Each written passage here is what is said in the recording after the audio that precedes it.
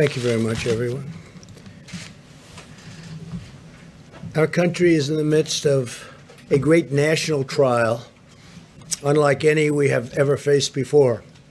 You all see it. You see it probably better than most. We're at war with a deadly virus. Success in this fight will require the full, absolute measure of our collective strength, love, and devotion. Very important. Each of us has the power, through our own choices and actions, to save American lives and rescue the most vulnerable among us. That's why we really have to do what we all know is right.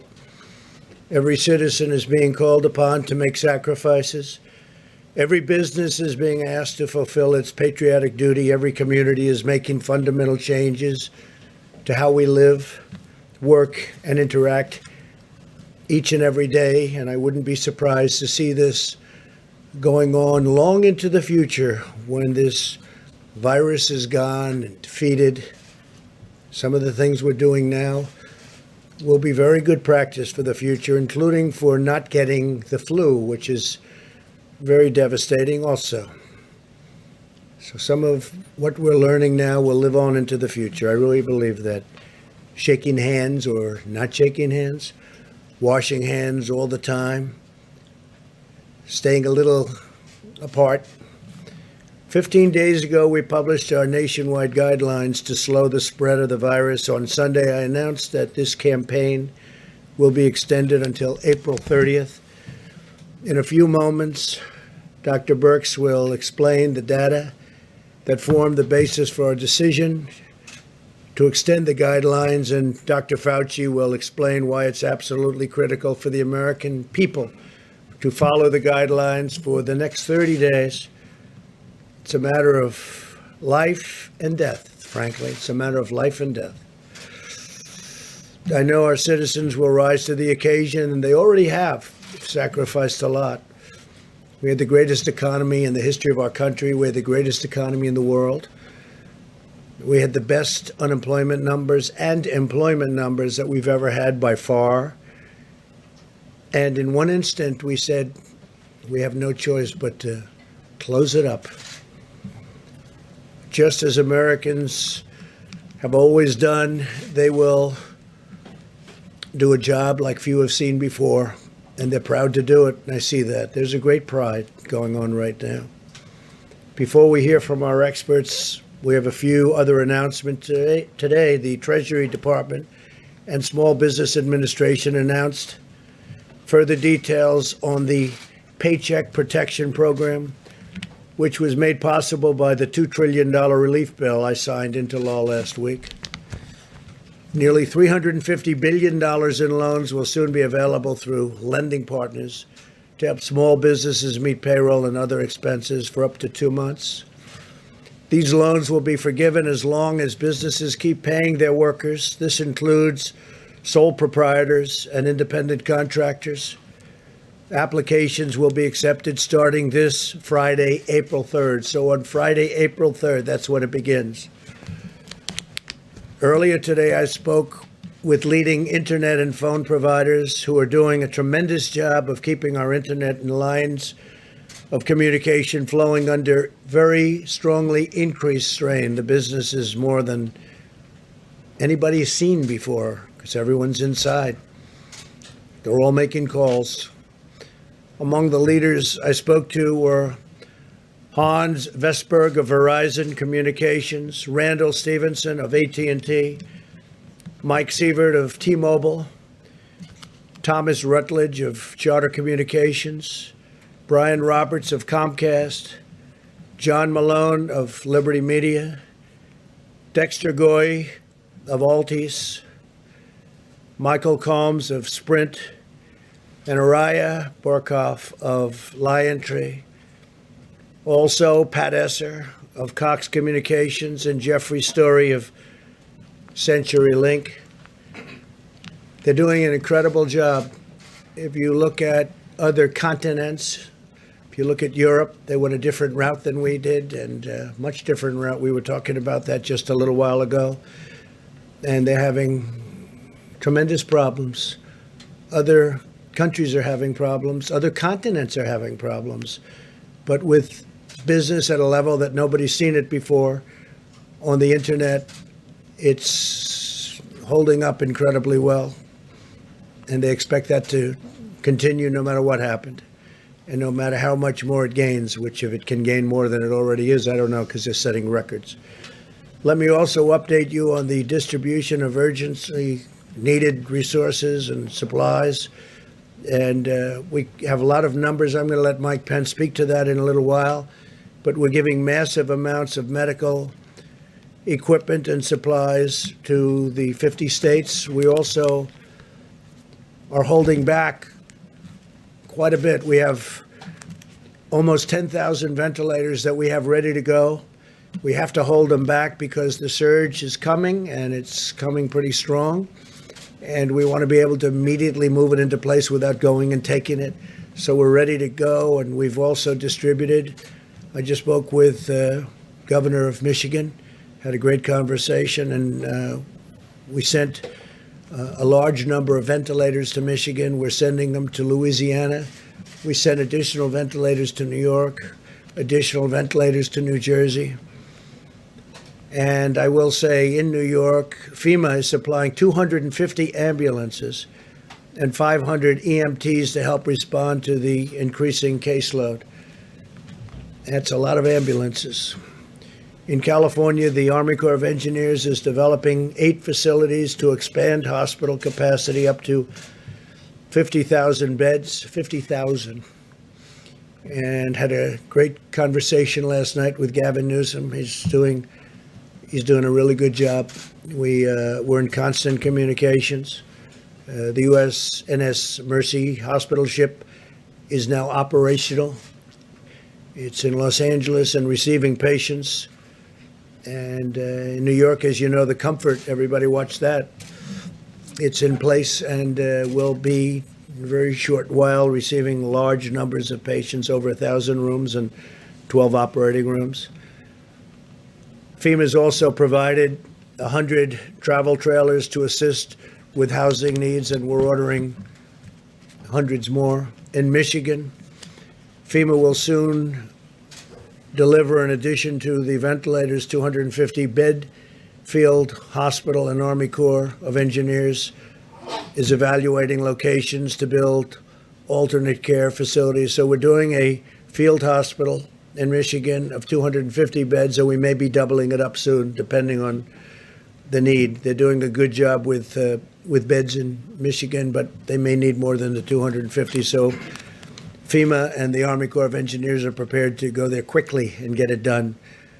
In Louisiana, we're delivering 2 field hospitals to provide 500 new hospital beds.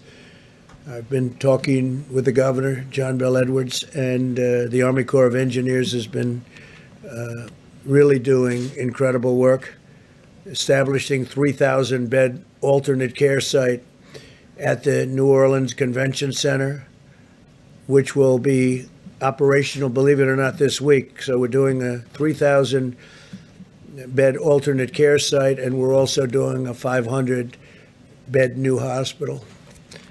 And that's in Louisiana, which really got hit. It started off very late, and it was looking good, and then all of a sudden it just reared up, came from nowhere. In addition to the supplies we're delivering, we're also giving hospitals the flexibility to use new facilities, including surgical care centers, to care for hospital patients who are not infected. For example, I know that many expectant mothers are understandably concerned about exposing their newborn babies to the virus, and they should be. With our action yesterday, hospitals now have the authority to create special areas for mothers to deliver their babies in a very safe and healthy environment, totally separate. Over the past 2 months, the U.S. State Department has organized one of the largest and most complex international evacuation operations in American history. Mike Pompeo has been working round the clock, along with Ambassador O'Brien. Since January 29th, we have successfully repatriated over 25,000 Americans from more than 50 countries. where they were literally stuck, in some cases locked in. And I salute the incredible public servants at the Department of State as well as their counterparts at DHS and HHS who have played such an important role in doing this. You probably read about the young people in Peru and young people in Brazil, and they were absolutely stuck, and we got them out, got them. Almost everybody is out now, back home with their parents, their wives, their husbands. I want every American to be prepared for the hard days that lie ahead. We're going to go through a very tough 2 weeks. And then hopefully, as the experts are predicting, as I think a lot of us are predicting after having studied it so hard, you're going to start seeing some real light at the end of the tunnel. But this is going to be a very painful, very, very painful 2 weeks.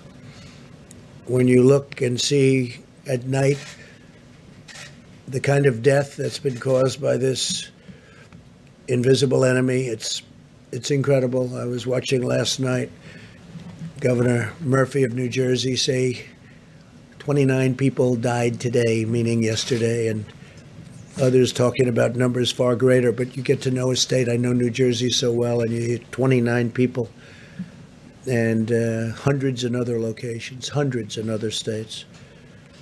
And this is going to be a rough 2-week period. As a nation, we face a difficult few weeks as we approach that really important day when we're going to see things get better all of a sudden. And it's going to be like a burst of light, I really think, and I hope. Our strength will be tested and our endurance will be tried. But America will answer with love and courage and ironclad resolve. This is the time for all Americans to come together and do our part. I appreciate a lot of the media. We've had a lot of really good things said. I think only good things can be said when you look at the job that's been done. I just spoke with Franklin Graham, who's an extraordinary person. And Samaritan's Purse has been, like so many others, just been amazing and so fast. They did it so fast. He's been doing that for a long time, but I think people are really seeing what they have done. Franklin Graham, very special family. As we send plane loads of masks and gloves and supplies to the communities battling the plague, and that's what it is. This is a plague. We also send our prayers. We pray for the doctors and the nurses, for the paramedics and the truck drivers and the police officers and the sanitation workers, and above all, the people fighting for their lives in New York and all across our land. I watched as doctors and nurses went into a certain hospital in Elmhurst this morning. I know Elmhurst, Queens. I grew up right next to it. I know the hospital very well. Been seeing it all my life, my young life. And I will tell you that to see the scenes of trailers out there and what they're doing with those trailers, they're freezers, and nobody could even believe it. And I spoke to some of my friends. They can't believe what they're seeing. And I watched the doctors and the nurses walking into that hospital this morning. It's like military people going into battle, going into war. The bravery is incredible. And I just have to take my hat. I would take my hat. If I were wearing a hat, I'd rip that hat off so fast, and I would say you people are just incredible. They really are. They're very brave. They're going in, and they don't know. You have lots of things flying around in the air. You don't know what you're touching. Is it safe? And you also see where you have friends that go into the hospital, and you say, how is he doing 2 days later? And they say, sir, he's unconscious, or he's in a coma. So things are happening that we've never seen before in this country. And with all of that being said, the country's come together like I've never seen it before. And we will prevail, we will win, and hopefully it will be in a relatively short period of time. With that, I'd like to ask Dr. Birx to come up and show you some of the latest, just the data that has been, I think, brilliantly put together. And right after that, I'm going to ask Dr. Fauci to speak. And Mike Pence is going to give you some of the recent events that have taken place and some of the statistics that we have that I think will be very interesting here. Thank you very much. Please, Dr. Thank you, Mr. President. If I can have the first slide, please. So always, and that's what this slide is labeled, is goals of community mitigation, really highlighting that this begins in the middle and the end with community. It is community and the community of the American people that are going to have to do the things for the next 30 days to make a difference. I think you know from that large blue mountain that you can see behind me, and I just want to thank the 5 or 6 international and domestic modelers from Harvard, from Columbia, from Northeastern, from Imperial, who helped us tremendously. It was their models that created the ability to see what these mitigations could do, how steeply they could depress the curve from that giant blue mountain down to that more stippled area. In their estimates, they had between 1.5 million and 2.2 million people in the United States succumbing to this virus without mitigation. Yet through their detailed studies and showing us what social distancing would do, what would happen if people stayed home, what would happen if people were careful every day to wash their hands and worry about touching their faces, that what an extraordinary thing this could be if every American followed these. And it takes us to that stippled mountain that's much lower, a hill actually, down to 100 to 200,000 deaths, which is still way too much. Next slide, please. Simultaneously, there was a modeler out of the University of Washington that modeled from cases up, utilizing the experience around the globe to really understand how this information that we have from Italy and Spain and South Korea and China could really help us give insight into the hospital needs, the ventilator needs, and really the number of people who potentially could succumb to this illness. It is this model that we are looking at now that provides us the most detail of the time course that is possible. But this model assumes full mitigation. It's informed every morning or every night by the reality on the ground coming in from New York, New Jersey, and around the United States, and is modeled and informed every morning so that it is adjusted so it is up to date every day. This is the model of the predicted fatalities and mortality in the United States.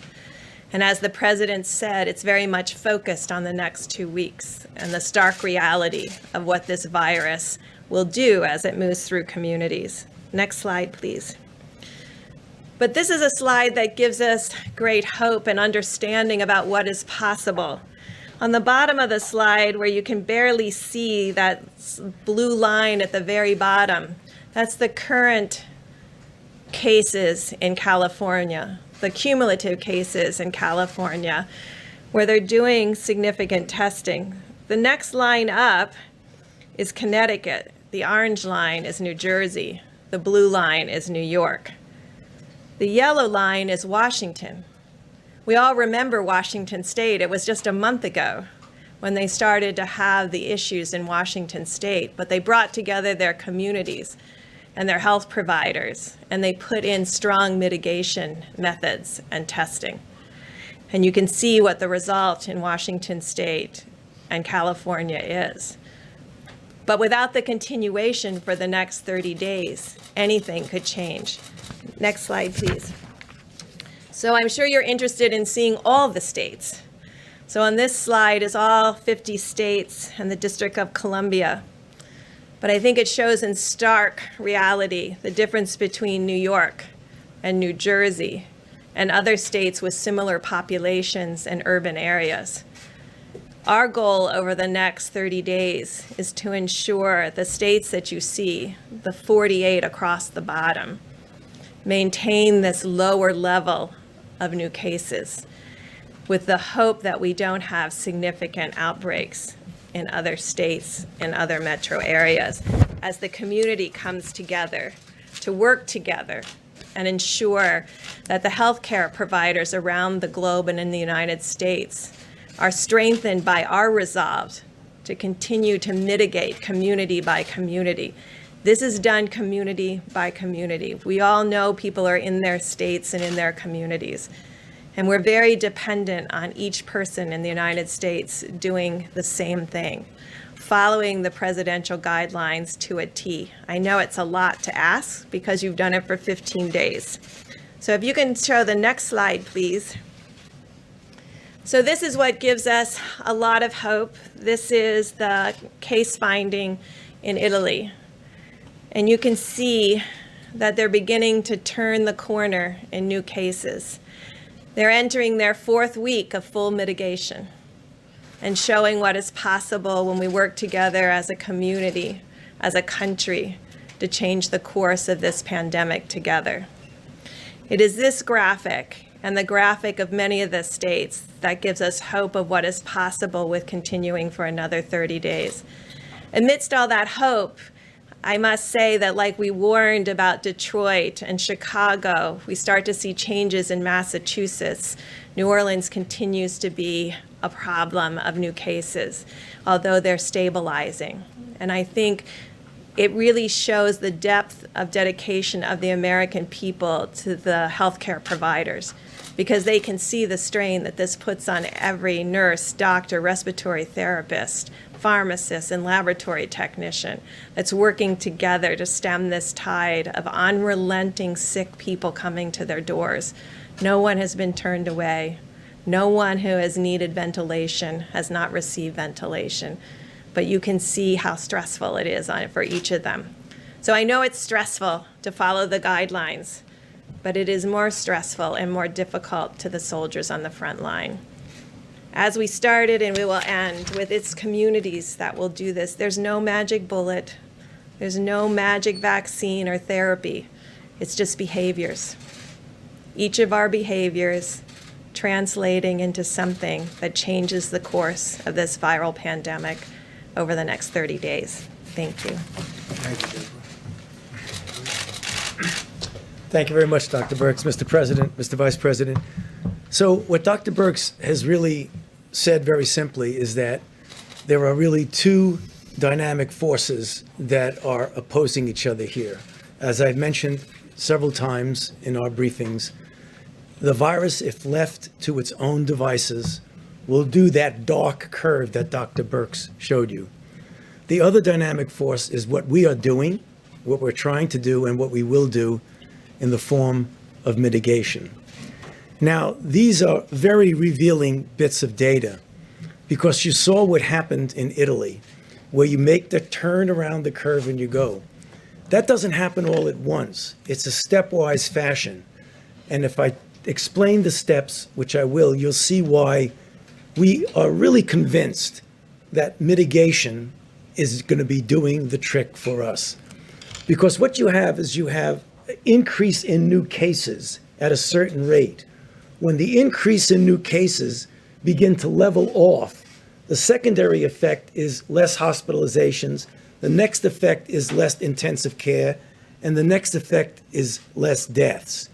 The deaths and the intensive care and the hospitalization always lag behind that early indication that there are less new cases per day, the way we saw in Italy, and the way we're likely seeing, I don't want to jump the gun on it, we're seeing little inklings of this right now in New York. So what we're going to see, and that's we got to brace ourselves, in the next several days to a week or so, we're going to continue to see things go up.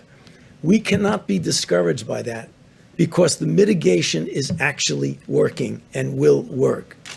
The slide that Dr. Birx showed, where you saw New York and New Jersey, and then the cluster of other areas, our goal, which I believe we can accomplish, is to get the hotspot places, the New Yorks, the New Jersey, and help them to get around that curve. But as importantly, to prevent those clusters of areas that have not yet gone to that spike, to prevent them from getting that spike. And the answer to that is mitigation. Now, the 15 days that we had of mitigation clearly have had an effect, although it's tough to quantitate it because of those two opposing forces. But the reason why we feel so strongly about the necessity of the additional 30 days is that now is the time, whenever you're having an effect, not to take your foot off the accelerator and on the brake, but to just press it down on the accelerator. And that's what I hope and I know that we can do over the next 30 days. And as I said the other day and on one of the interviews, we are a very strong and resilient nation. If you look at our history, we've been through some terrible ordeals. This is tough. People are suffering, people are dying. It's inconvenient from a societal standpoint, from an economic standpoint to go through this. But this is going to be the answer to our problems. So let's all pull together and make sure, as we look forward to the next 30 days, we do it with all the intensity and force that we can. Thank you.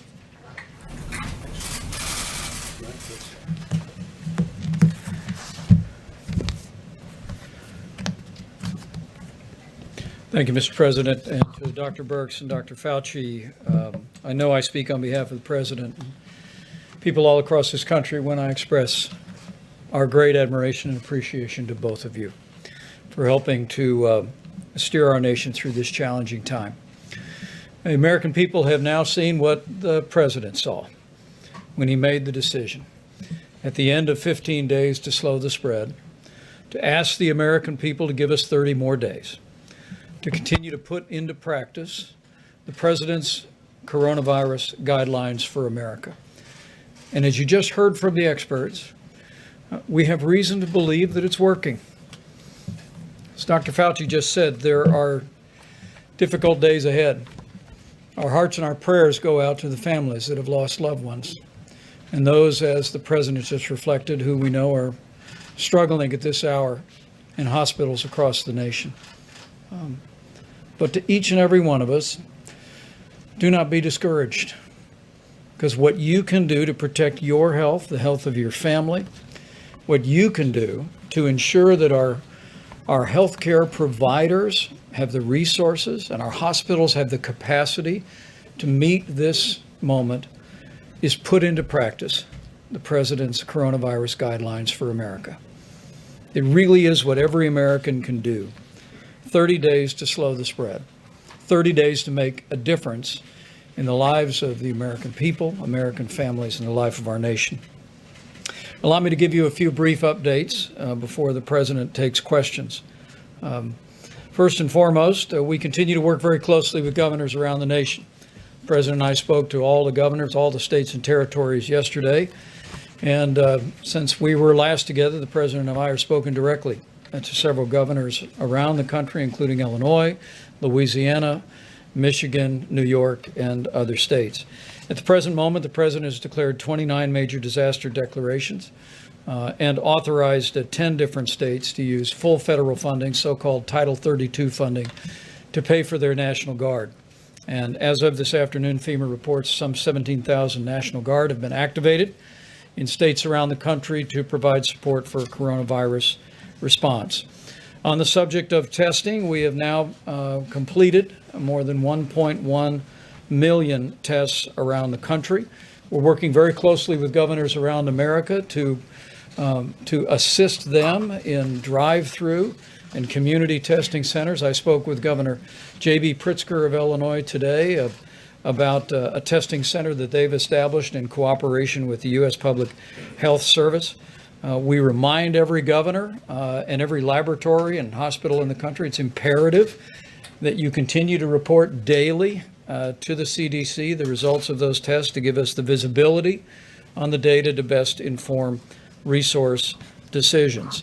Also, we reiterated today to governors in person and also through correspondence to every governor, the importance of using their National Guard, if need be, to move medical supplies. FEMA is very busy, as you'll hear in a moment, delivering literally millions of supplies to states around the country. But we're urging every governor to make sure to work with their state emergency management team and maybe use the National Guard to move those supplies from warehouses to hospitals. At the present moment, as the President said, we've distributed more than 11.6 million N95 masks, more than 8,100 ventilators around the nation, millions of face shields, surgical masks, and gloves. We initiated an air bridge that the President announced yesterday. Flights have arrived in New York, one arrived in Illinois yesterday, and a flight will arrive in Ohio in the next 24 hours. FEMA is literally working and contracting around the world with now more than 51 flights that will be bringing vital medical supplies. On the subject of ventilators, FEMA is currently delivering 400 ventilators to Michigan, 300 to New Jersey, 150 to Louisiana, 50 ventilators to Connecticut, and in the last week and in the week ahead, more than 450 ventilators to Illinois. This is in addition to more than 4,400 ventilators that the President and FEMA directed to the state of New York.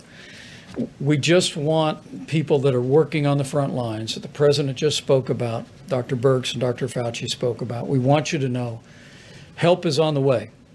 And at the President's direction, we're going to leave no stone unturned anywhere in America or anywhere in the world to make sure that you have the resources and the equipment to do your job. So again, I want to just say thank you, America. Thank you for stepping up. Thank you for putting into practice the 15 days to slow the spread. And thank you for the response that tens of millions have already had for the 30 days to slow the spread. We encourage each one of you, as we have governors around the country, to spread the word about the guidelines. Listen to your state and local authorities in areas that are more greatly impacted. We continue to urge people in the areas of New York, New Jersey, and Connecticut to refrain from travel around the country, and people who've traveled from that area, check your temperature and self-quarantine for 14 days. You can see from that chart the unique challenges people in the greater New York City area are facing with the coronavirus, and we want to do all that we can to protect your health, focus resources on the community, and prevent unnecessary spread. Lastly, as the President highlighted yesterday, businesses around America are stepping up as never before. Tomorrow, I'll travel with Secretary Sonny Perdue to Gordonsville, Virginia, to the Walmart Distribution Center, just so the American people can see firsthand how the food supply is continuing to roll on 18 wheels and through air freight all over America. And we thank again the grocery store operators around America and everybody that's working out on the highways and byways every day to keep that food supply rolling and rolling strong. And to the American people, though, we just want to assure you that we're going to continue to work our hearts out to make sure our healthcare providers have everything they need, that anyone struggling with coronavirus has the support and healthcare they need. And I'm absolutely confident, seeing the way our governors are responding, seeing this team the President has assembled in the White House Coronavirus Task Force, confident of the prayers of the American people that we'll get through this, but it will take all of us doing our part, and we'll get through it together. Just to be clear, what is the projected death toll should people be reasonably good at following these mitigation measures? Well, if they're reasonably good, I guess we could say that I'd like to have maybe Dr. Fauci or Deb come up and say, I mean, I have numbers, but I'd rather have them say the numbers if you don't mind. It's a big question. So, of course, this is a projection, and it's a projection based on using very much what's happened in Italy and then looking at all the models. And so, as you saw on that slide, that was our real number, that 100,000 to 200,000. And we think that that is the range. We really believe and hope every day that we can do a lot better than that, because that's not assuming 100% of every American does everything that they're supposed to be doing. But I think that's possible. Over the next 2 weeks, you said that the next 2 weeks are going to be very painful. Is the bulk of this going to happen over the next 2 weeks? You have an upslope. So as mortality, the fatalities to this disease, will increase, and then it will come back down, and it will come back down slower than the rate at which it went up. And so that is really the issue, how much we can push the mortality down. So our hope is to get that down as far as we possibly can. The modeling that Dr. Berg showed predicts that number that you saw. We don't accept that number, that's what's going to be. We're going to be doing everything we can to get it even significantly below that. So, I don't want it to be a mixed message. This is the thing that we need to anticipate, but that doesn't mean that that's what we're going to accept. We want to do much, much better than that. But doctor, when we look at the curve, it goes much further in time. So we would have death and cases for much longer. I mean, we do expect So you can put up slide number 2. So that's a generic, I'm sorry, if you can go back to the slides and put up slide 2. Okay, so what I showed you was a generic picture of what happens in an epidemic when you mitigate. So no mitigation, mitigate. This is based on the experience around the globe with this particular virus. And so it does have a tail, but the peak you can see by this projection, and this is the IHME data, the peak is over the next 2 weeks, and this is tracking mortality.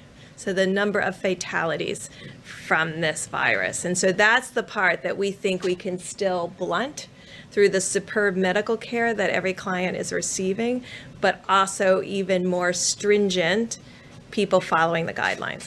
I can't see the small characters, but are we seeing death until June? I can't really. This is June. This is June, so we would still see problems and deaths in June. It's a projection. It's a projection, of course. So, just getting back to what I said about the stepwise thing, deaths always lag. So you will be seeing deaths at a time when, as an epidemic, we're doing really, really well because the deaths will lag. Dr. Fauci, should Americans be prepared for the likelihood that there will be 100,000 Americans who die from this virus? The answer is yes. We need, as sobering a number as that is, we should be prepared for it. Is it going to be that much? I hope not. And I think the more we push on the mitigation, the less likelihood it would be that number. But as being realistic, we need to prepare ourselves that is a possibility, that's what we will see. A very short period of time for that to happen. Right. Can the country handle that in such a short period of time, within a couple of months? 50,000 a month. It will be difficult. No one is denying the fact that we are going through a very, very difficult time right now.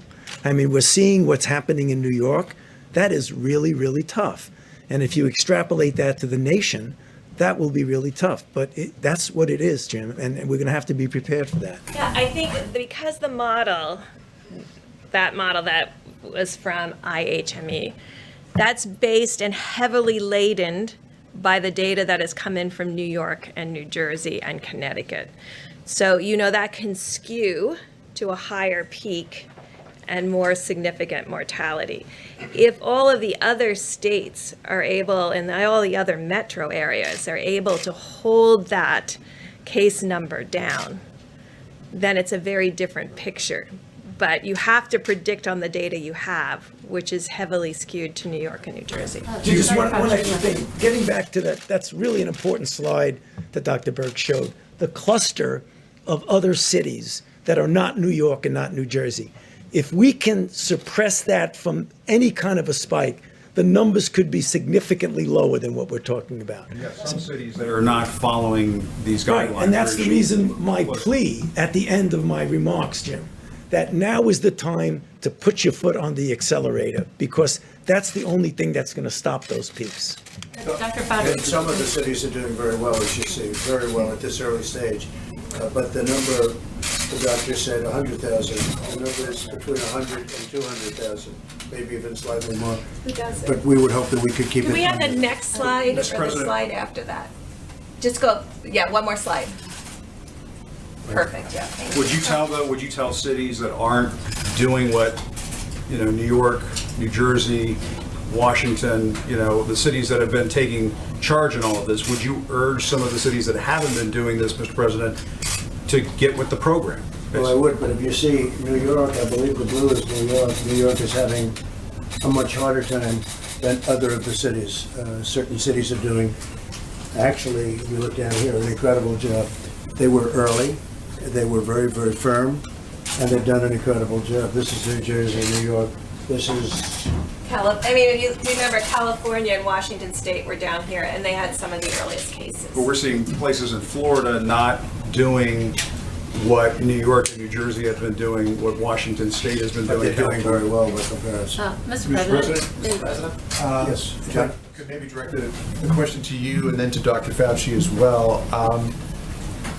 You told us yesterday that you're accomplishing, or the U.S. at least is accomplishing 100,000 tests per day, but we're still hearing difficult stories from the front lines of the first responders that you praised so appropriately a little while ago, that they can't test all of the people that they need to test. Do you have any kind of projection as to when everyone who needs a test will be able to receive one? Yeah, I can only say that we're doing more than anybody in the world by far. We are testing highly accurate tests. These are tests that work. As you know, many tests are being sent to countries and they're broken. Well, we're doing, every day we get, and the word is exponential, we are getting more and more and more. And now we have the new test that you saw yesterday. That's going to be rolled out, I think, tomorrow or the next day. And that's going to take only a few minutes, literally a few minutes to see the result.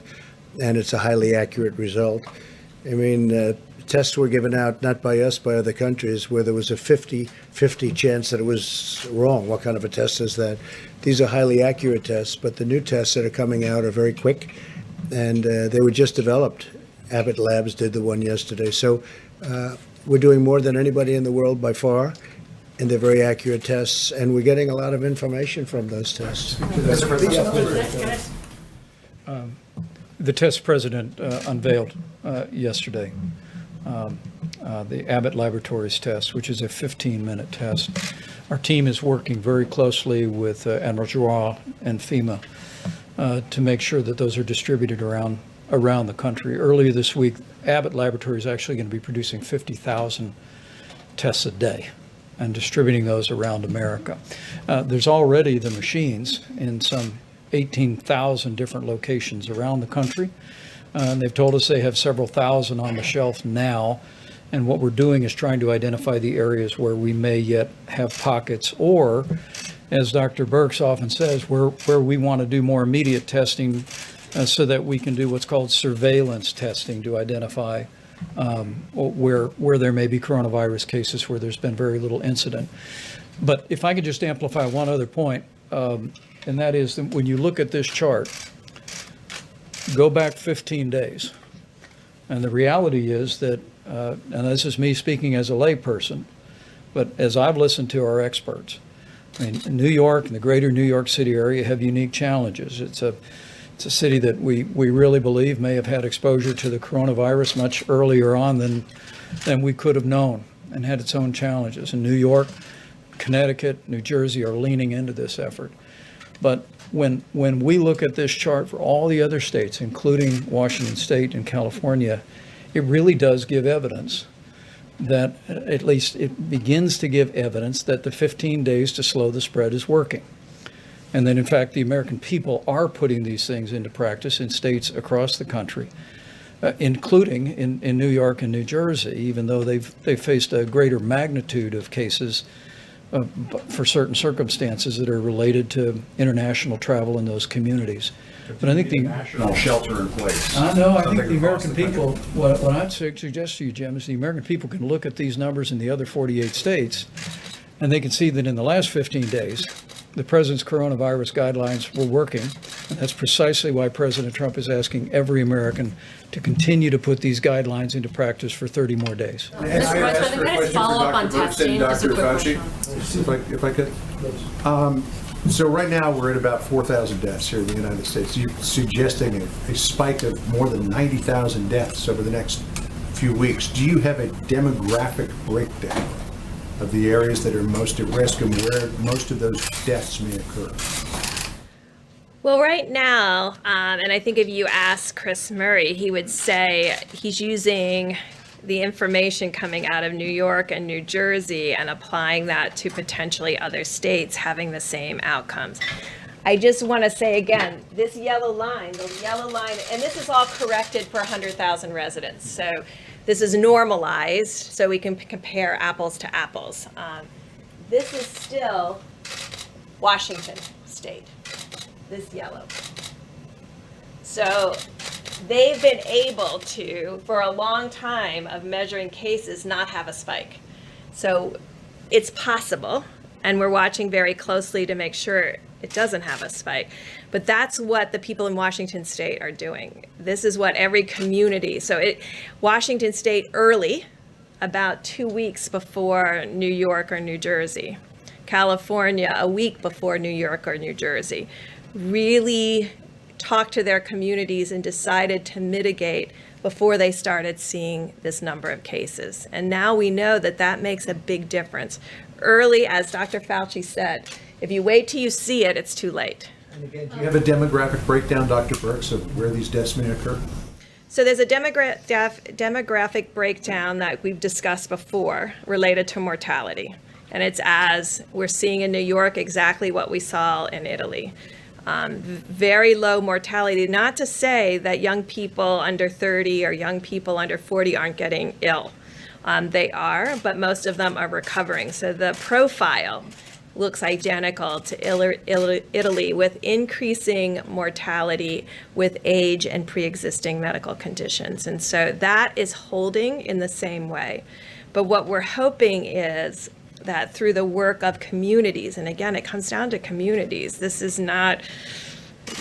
communities deciding that this is important to them to not have the experience of New York and New Jersey.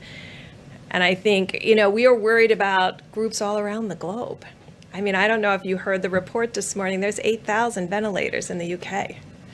If you translate that to United States, that would be like the United States having less than 40,000 ventilators. We have 5 times that amount. So, I mean, these are the things that everybody is having to face.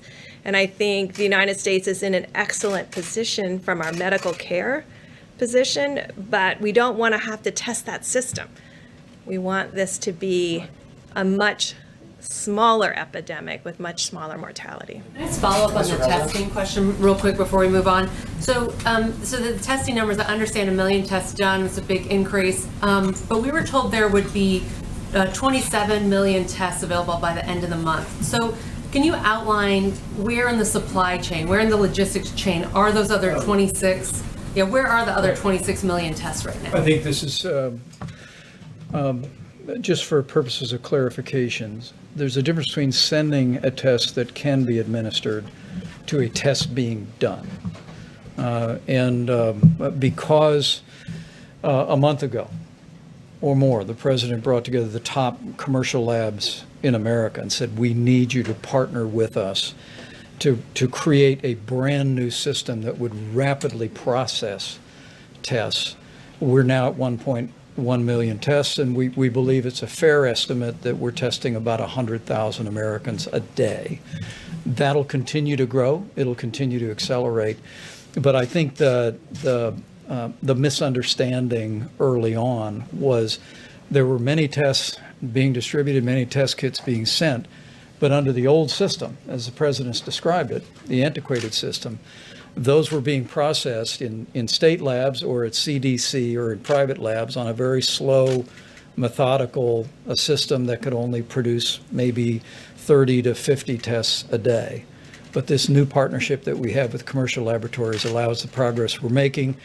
But the breakthrough with Abbott Laboratories now moves to point of care, which means you're going to have devices and tests that people will literally be able to take at their doctor's office, at a hospital, at a clinic, at a nursing home, and have the results in 15 minutes. So those 26 million tests we were talking about, were those tests under the old antiquated system? And Yes. now, so are we still even using those 27 million tests, or have we just completely moved on to the point? The of answer care is tests? yes, now through the new system. Even today, which is, I have to say, coming out of laboratories and developed tests and worked on vaccines and then gone to the field to actually combat epidemics.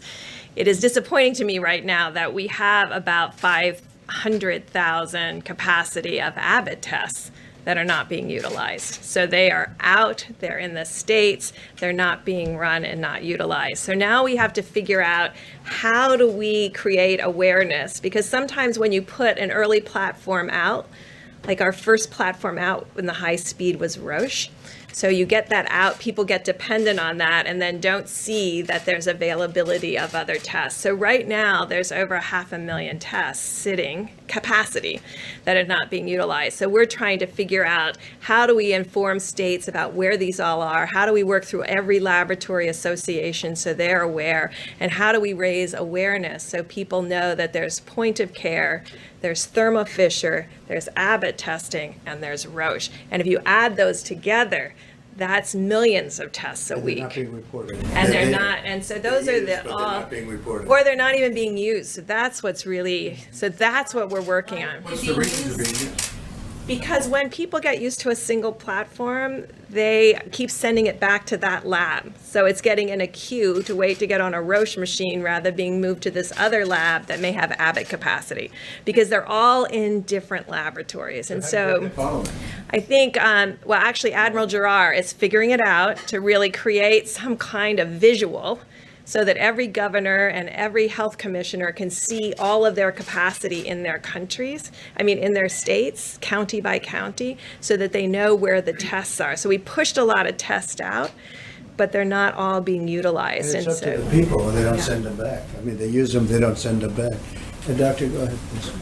No, Dr. Birx explained it very, very well. I just want to get back, John, to your question. It's a logical question. When you look at the number, you want to know what the demography is going to be. This is a number that we need to anticipate, but we don't necessarily have to accept it as being inevitable. And that's getting back to what I'm saying about, we can influence this to a varying degrees. And if we influence it to the maximum, we don't have to accept that. That's something we need to anticipate. But I want to do, not I, all of us want to do much, much better than that. On that front, what do the models suggest is on the low end if you have full mitigation? Well, it says That was between full 100 and mitigation. That 200,000. was full mitigation. It says 100 to 200,000, anything, which is a lot of people, right? It's a lot of people. Well, you didn't ask the other question. What would have happened, because this is the question that I've been asking Dr. Fauci and Dr. Birx for a long time, and they've been working on this for a long time. The question is, what would have happened if we did nothing? Because there was a group that said, let's just write it out. Let's write it out. What would have happened?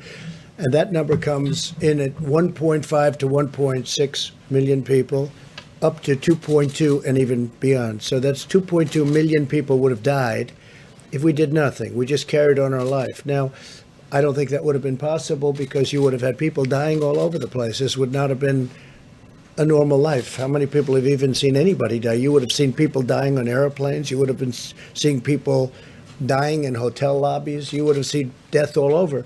So I think from a practical standpoint, that couldn't have been carried out too far.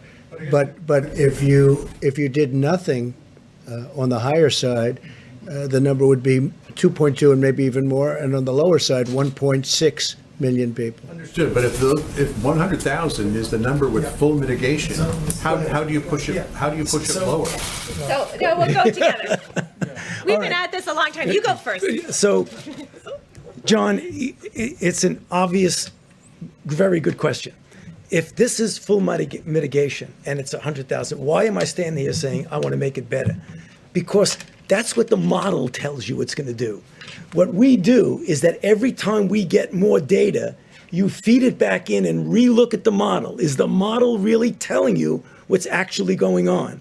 And again, I know my modeling colleagues are going to not be happy with me, but models are as good as the assumptions you put into them. And as we get more data, then you put it in, and that might change. So even though it says, according to the model, which is a good model that we're dealing with, this is full mitigation. As we get more data, as the weeks go by, that could be modified. Why does the model now, the top line on the lowball estimate, why does that not top out? I think it said 240,000, not 200,000. Is that a change? Is that because the states haven't been doing enough? You know, it just has to do with if you had more New Yorks and New Jerseys, you know, Chicago, Detroit, LA, Dallas, Houston, you know, all of our major cities modeled like New York. That's what gets us into trouble. But I am reassured by looking at the Seattle line, by looking at the LA line, by looking at what California's been able to do, that that is not something that I don't believe that's going to happen. That is the outside case of having 10, 15 metros like New York and the New Jersey metro area. New York had community spread pretty early undetected, so don't many of those other states, if not more of them, who had even less information, aren't they likely to see the same spike? Well, California and Washington State reacted very early to this. I mean, yes, Washington State had some of the earliest infections. They have kept it low and steady, and for now a month has been tracking it with a small increase in the number of cases, but not this logarithmic form of the virus. And so that's the piece that we're trying to prevent. That's the piece that we're trying to prevent in New Orleans, in Detroit, in Chicago, and in Boston right now. And trying to make sure that each of those cities work more like California than the New York metro area. Mr. President, I just wanted to get your thoughts on face masks. We asked you about this yesterday and you signaled you were thinking about it. And just to end Yeah. the last topic, though, I think I could say this because I spoke to Dr. Birx before and to Dr. Fauci. For whatever reason, New York got off to a very late start. And you see what happens when you get off to a late start. New Jersey got off to, and I think both governors are doing an excellent job, but they got off to a very late start. When you look at Washington State, if you remember, that all started in a very confined nursing home. And you had 20 some odd people, I believe, dying in one home. That doesn't mean it escaped that home. And so they have a very different statistic than other states. But I mean, I remember it very vividly, the nursing home in Washington State, where you had many people dying. Every day people were dying in the one exact location. So they were able to keep that, relatively speaking, into that location. But on the facial coverage. Were you surprised when you saw these projections? The numbers are sobering. They're very sobering, yeah. When you see 100,000 people, that's at a minimum number. Now, what we're looking at, and as many people as we're talking about, whatever we can do under that number and substantially under that number, we've done that through really great mitigation. We've done that through a lot of very dedicated American people. That 100,000 is, according to modeling, a very low number. In fact, when I first saw the number, and I asked this a while ago, they said it's unlikely you'll be able to attain that. I think we're doing better than that. Now, I think we have to see, but I think we're doing better than that because, as John said, that would be, a lot of lives taking place over a relatively short period of time. But think of what would have happened if we didn't do anything. I mean, I've had many friends, business people with great, actually, common sense. They said, why don't we write it out? A lot of people have said, a lot of people have thought about it. Write it out. Don't do anything. Just write it out and think of it as the flu. But it's not the flu. It's vicious. When you send a friend to the hospital and you call up to find out how is he doing, it happened to me, where goes to the hospital, he says goodbye, he's sort of a tough guy, a little older, a little heavier than he'd like to be, frankly. And you call up the next day, how's he doing? And he's in a coma? This is not the flu. So we would have seen things had we done nothing. But for a long while, a lot of people were asking that question, I think, right? I was asking it also. I mean, a lot of people were saying, well, let's just write it out. This is not to be written out, because then you would have been looking at potentially 2.2 million people or more. 2.2 million people in a relatively short period of time. If you remember, they were looking at that concept. It's a concept, I guess, it's a concept. If you don't mind death, a lot of death. But they were looking at that in the UK, remember? They were very much looking at it. And all of a sudden they went hard the other way because they started seeing things that weren't good. So they were, they put themselves in a little bit of a problem. Now Boris tested positive, and I hear I hope he's going to be fine. But in the UK, they were looking at that, and they have a name for it, but we won't even go by the name. But it would have been very catastrophic, I think, if that would have happened. But that was something that everybody was talking about, Steve. Like, just don't do anything. Don't do anything. Forget about everything. Just write it out. They use the expression, write it out. We would have had, at a minimum, 1.5, 1.6, but you would have had perhaps more than 2.2 million people dying in a very short period of time. And that would have been a number that the likes of which we've never seen. So now when we look at our package that we just approved for $2 trillion, all of a sudden it seems very reasonable, right? When you're talking about 2 million lives, all of a sudden it seems very reasonable. I must say, a lot of people that have been seeing the more advanced numbers, because these are much more advanced numbers now. When you first started, we didn't know, and this was a different kind of a virus, and nobody knew that much about it. Even the experts, you don't really know where it's going. But then they see what goes on in Italy, and they see what goes on in Spain. And you see France is having a very hard time, and other countries having a very, very hard time. But once they see what's going on, they start making projections. So I hope they're going to be very high projections, but based on everything else, that would be the number. Let's see if we can do much better than that. I hope we can. Yeah, John? What about masks? President, you didn't answer a question about Yeah, the masks. mask. What's your recommendation? okay. Well, I understand there's an issue with supplies. That's right. But if there was enough it's this way. for You can use a scarf. A scarf is, a lot of people have scarves, and you can use a scarf. Scarf would be very good. And my feeling is if people want to do it, there's certainly no harm to it. I would say do it, but use a scarf if you want, rather than going out and getting a mask or whatever. We're making millions and millions of masks, but we want them to go to the hospitals. I mean, one of the things that Dr. Fauci told me today is we don't want them competing. We don't want everybody competing with the hospitals where you really need them. So you can use scarves. You can use something else over your face. It doesn't have to be a mask, but it's not a bad idea, at least for a period of time. I mean, eventually you're not going to want to do that. You're not going to have to do that. This is going to be gone. It'll be gone. Hopefully gone for a long time. What did you think about Mr. President, the mitigation steps that are on your 30-day plan, is that enough or is more needed? Have you been Well, we're discussing going to find that out. behind We the scenes? hope it's enough. We hope it's enough. We hope we're at a level where we could say, let's go, because our country wants to get back to work. We really want to get back. Everybody wants to get back to work. Now, I could ask the doctors to answer that question, but we discuss that all the time. What do you think? Have they been recommending harsher Well, I mitigation steps? think we've been very harsh. I mean, you look at the streets. I looked at Fifth Avenue today on camera, and I didn't see anybody walking on the street. And I'm used to watching that street. You can't even see. You can't see the asphalt. You can't see the concrete. And you look at this, nobody. There was one car. It looked like it might have been a taxi cab, and it was in a time of the morning. Then normally there'd be a lot of people. I mean, I think the mitigation's been very strong. Please. Mr. President, will you confirm your plans to defer tariff payments for 90 days? And secondly, on I didn't do anything about tariff payments. I don't know who's talking about tariff payments. They keep talking about tariff payments, and we haven't done that. China's paying us.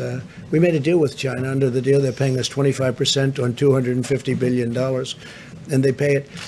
And I spoke with President Xi the other day, and he didn't mention that. We didn't mention that. We had a great conversation, by the way, a really productive conversation having to do with many things. Most of it was on the virus, but.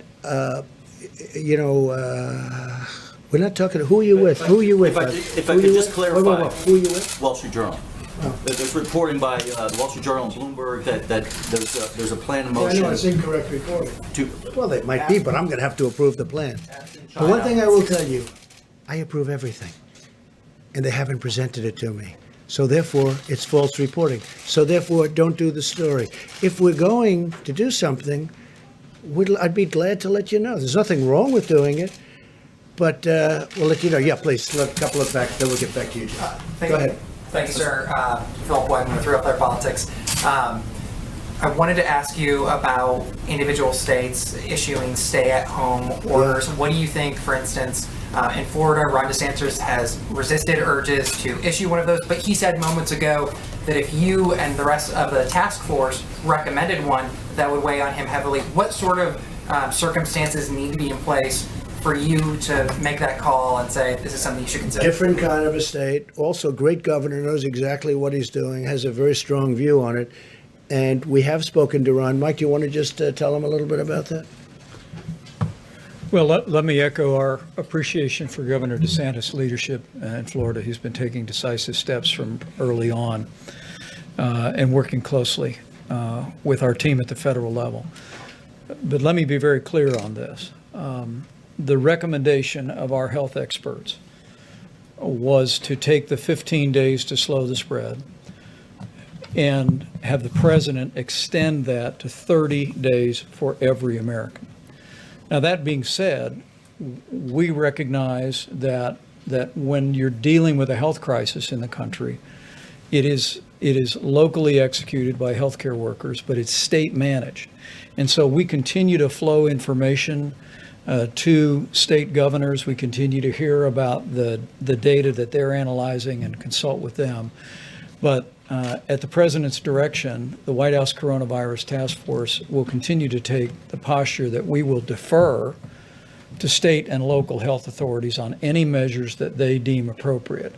But for the next 30 days, this is what we believe every American in every state should be doing at a minimum to slow the spread. So unless we see something obviously wrong, we're going to let the governors do it. Now, if it's obviously wrong, I mean, people can make things, they can make a decision that we think is so far out that it's wrong, we will stop that. But in the case of Governor DeSantis, there's two thoughts to it, and two very good thoughts to it. And he's been doing a great job in every respect, so we'll see what happens. But we only would exercise if we thought somebody was very obvious. So go ahead, your turn. Thanks. I had a question in a minute for the Vice President about the National Strategic Stockpile, but while you're at the podium, I wanted to ask about your call with President Putin a couple days ago. Yeah. I know a big economic concern for a lot of people has been the state of oil prices right now. Yeah. So I'm wondering if you raised that with President Putin, if you were able to... I did. We had a call. It was probably about that, the oil prices, because as you know, Russia and Saudi Arabia are going at it, and they're really going at it, and by going at it to the extent that they are, the oil has dropped to a point where, it's the greatest tax cut we've ever given, if you look at it that way, because people are going to be paying 99 cents for a gallon of gasoline. It's incredible in a lot of ways. It's going to help the airlines, but at the same time, it's hurtful to one of our biggest industries. That's the oil industry. It's really, it's not even feasible what's going on. So I spoke to President Putin about that. I also spoke to the Crown Prince about that, Saudi Arabia. No, I think, they're going to get together, and we're all going to get together, and we're going to see what we can do, because you don't want to lose an industry. You're going to lose an industry over it. Thousands and thousands of jobs. We have, I don't know if you know, there's oil all over the oceans right now. The boats are all filled. The ships they're renting ships that were dying, that weren't doing well. And now, that's where they're storing oil. And they're sent out to sea, and they sit there for long periods of time. There's so much oil. In some cases, it's probably less valuable than water. In some parts of the world, water is much more valuable. So we've never seen anything like it. But the two countries are discussing it, and I am joining at the appropriate time if need be. We had a great talk with President Putin. We had a great talk with the Crown Prince. We also discussed, more so with President Putin in this case, the virus, because Russia's being hit pretty hard. And we discussed many things. Trade, we discussed a lot of things with both. But in the case of both, we very much discussed the oil and the oil prices. I mean, you look, it's $22, but it's really much cheaper than that if you want to negotiate. Nobody's seen that. That's like from the 1950s. It really is. To think that it was 50, 60, 70, 80, and now it's 22. But if you put a good bid in at 9, I think you could probably get what you wanted, right? John, please. Mr. President, you tweeted earlier today that now would be a good time to start looking toward, if there is a light at the end of the tunnel, and work on an infrastructure bill. Yeah. Again, you suggested it should be $2 trillion, which is twice what the last one was, or the proposal at least. Are you anticipating that, like after the economic crisis of 2008, 2009, America will need to have so-called shovel-ready jobs ready to go to get people back to work? Well, the problem with that one is they had maybe shovel-ready jobs, maybe not, but they never used it for the purpose of infrastructure. So far, nobody's been able to find any money that was spent on infrastructure. I want to use it for infrastructure. And one of the reasons I'm suggesting it, John, is we're paying zero interest. The United States is paying almost zero interest rate. The Federal Reserve lowered the rate, the Fed rate, and that and a combination of the fact that everybody wants to be in the United States. We have a dollar that's very strong, and I know that sounds good, but it does make it hard to manufacture and sell outside because other currencies are falling and our currency is very strong. It's very, very strong. Proportionately, it's through the roof. So we have a strong dollar. People want to invest in the United States, especially nowadays where they're looking at safety. They have all of the problems, plus the virus at 151 countries. They all want to come into the United States. And so we have a zero interest rate, essentially. And I said, wouldn't this be a great time to borrow money at zero interest rate and really build our infrastructure like we can do it? So the plan was, the Republicans had a plan of about 750. I would say they were at 7.5. You had the Democrats were a little less than $1 trillion. The Republicans were a little bit less than that. And I'm suggesting $2 trillion. We redo our roads, our highways, our bridges. We fix up our tunnels, which are many of them in bad shape, like coming into New York, as you know, really bad shape. And we really do a job on our infrastructure. And that doesn't mean we're going to do the Green New Deal, because I won't do it. I won't approve it. We're not going to do the Green New Deal and spend 40% of the money on things that people just have fun with. How would you pay for it, sir? We're going to borrow the money at 0% interest. So our interest payments would be almost zero, and we can borrow long term. People want to be in the United States. They want to be invested in the United States. Go ahead, Jim. I wanted to get back to the virus. You were saying at the beginning of the press conference that you're looking at holding back 10,000 ventilators. Is that because you need to pick and choose where these ventilators are going to have to go because of the nature of the pandemic? Right. Good how question. It's spreading? And also, I just wanted to ask Dr. Fauci and Dr. Birx, if it's possible after you finish, is that part of the reason why you're projecting 100,000 to 200,000 deaths, that there are going to be some people who aren't going to be able to get ventilators be put on a Actually, ventilator? just the opposite, because we're holding back. We have almost 10,000, and we're holding because we're going to need them over the next couple of weeks as this surge goes on. You see the chart. We haven't hit the top yet, and we have to be able to move them immediately. And we can't take them because it's going to be very hard to do that. We can't take them to places that aren't needing them. Plus, we have requests for ventilators in hospitals and in states and cities that don't need them, in our opinion. They don't need them. They won't need them at the top. So we're holding it back for flexibility. We actually just took 600 and we sent them to different locations today. But we have close to 10,000, and we'll be able to get them, and we're all set to march. We have the National Guards and we have FEMA, and we're all set to move them to the places. So as per your second question, what we're going to do is save lives because of it, because otherwise we would not be able to get to the ventilators. And we don't know what the hottest spot is. Ventilator shortage right now? In some areas we might, but we've done a great job with ventilators, and we're having them made unbelievable. We have now 11 companies making ventilators. Now they'll be starting to arrive in the next week, but we've also grabbed a lot of them. Some hospitals had more than they were saying, or at least more than we knew about, which is a good thing, not a bad thing. But we want to be able to have, I guess the word would be flexibility, so that if the surge turns out to be much stronger in Louisiana, which it could, that we can immediately bring 1,000 or 2,000 to Louisiana. Otherwise, we wouldn't be able to get them. We wouldn't be able to say, listen, Governor Cuomo in New York, we want to take ventilators away from New York. And they'll say, well, we can't do that. It would be a disaster. So we have great flexibility. Now, when the surge occurs, if it occurs fairly evenly, we'll be able to distribute them very quickly before they need them. But we have a reserve right now. It's like having oil reserves, except more valuable, frankly. But we have a reserve right now, and we'll be able, and we also have a great team of people ready to deliver. They can move them fast. So when we see it going up in a certain state, and Louisiana could be one, and Michigan could be another with Detroit, because Detroit is having a lot of hard time right now. Detroit came out of nowhere, and that's what happens with this. It comes out of nowhere. So we are ready, Jim, depending on what happens, and we have a stockpile, and that's why it's called a stockpile. Now, a lot of the ventilators and a lot of the other equipment, rather than sending it to the stockpile, we had it sent directly to a hospital, to a location, to a place. So we didn't have the cumbersome nature of having it come in, unboxed, put in, and then delivered. We have it brought, which they've never done before. They don't do that. Generally speaking, they don't do that. But I think, Mike, we've had tremendous success at doing that. That's for other items, including ventilators, where it's brought to the site that needs it.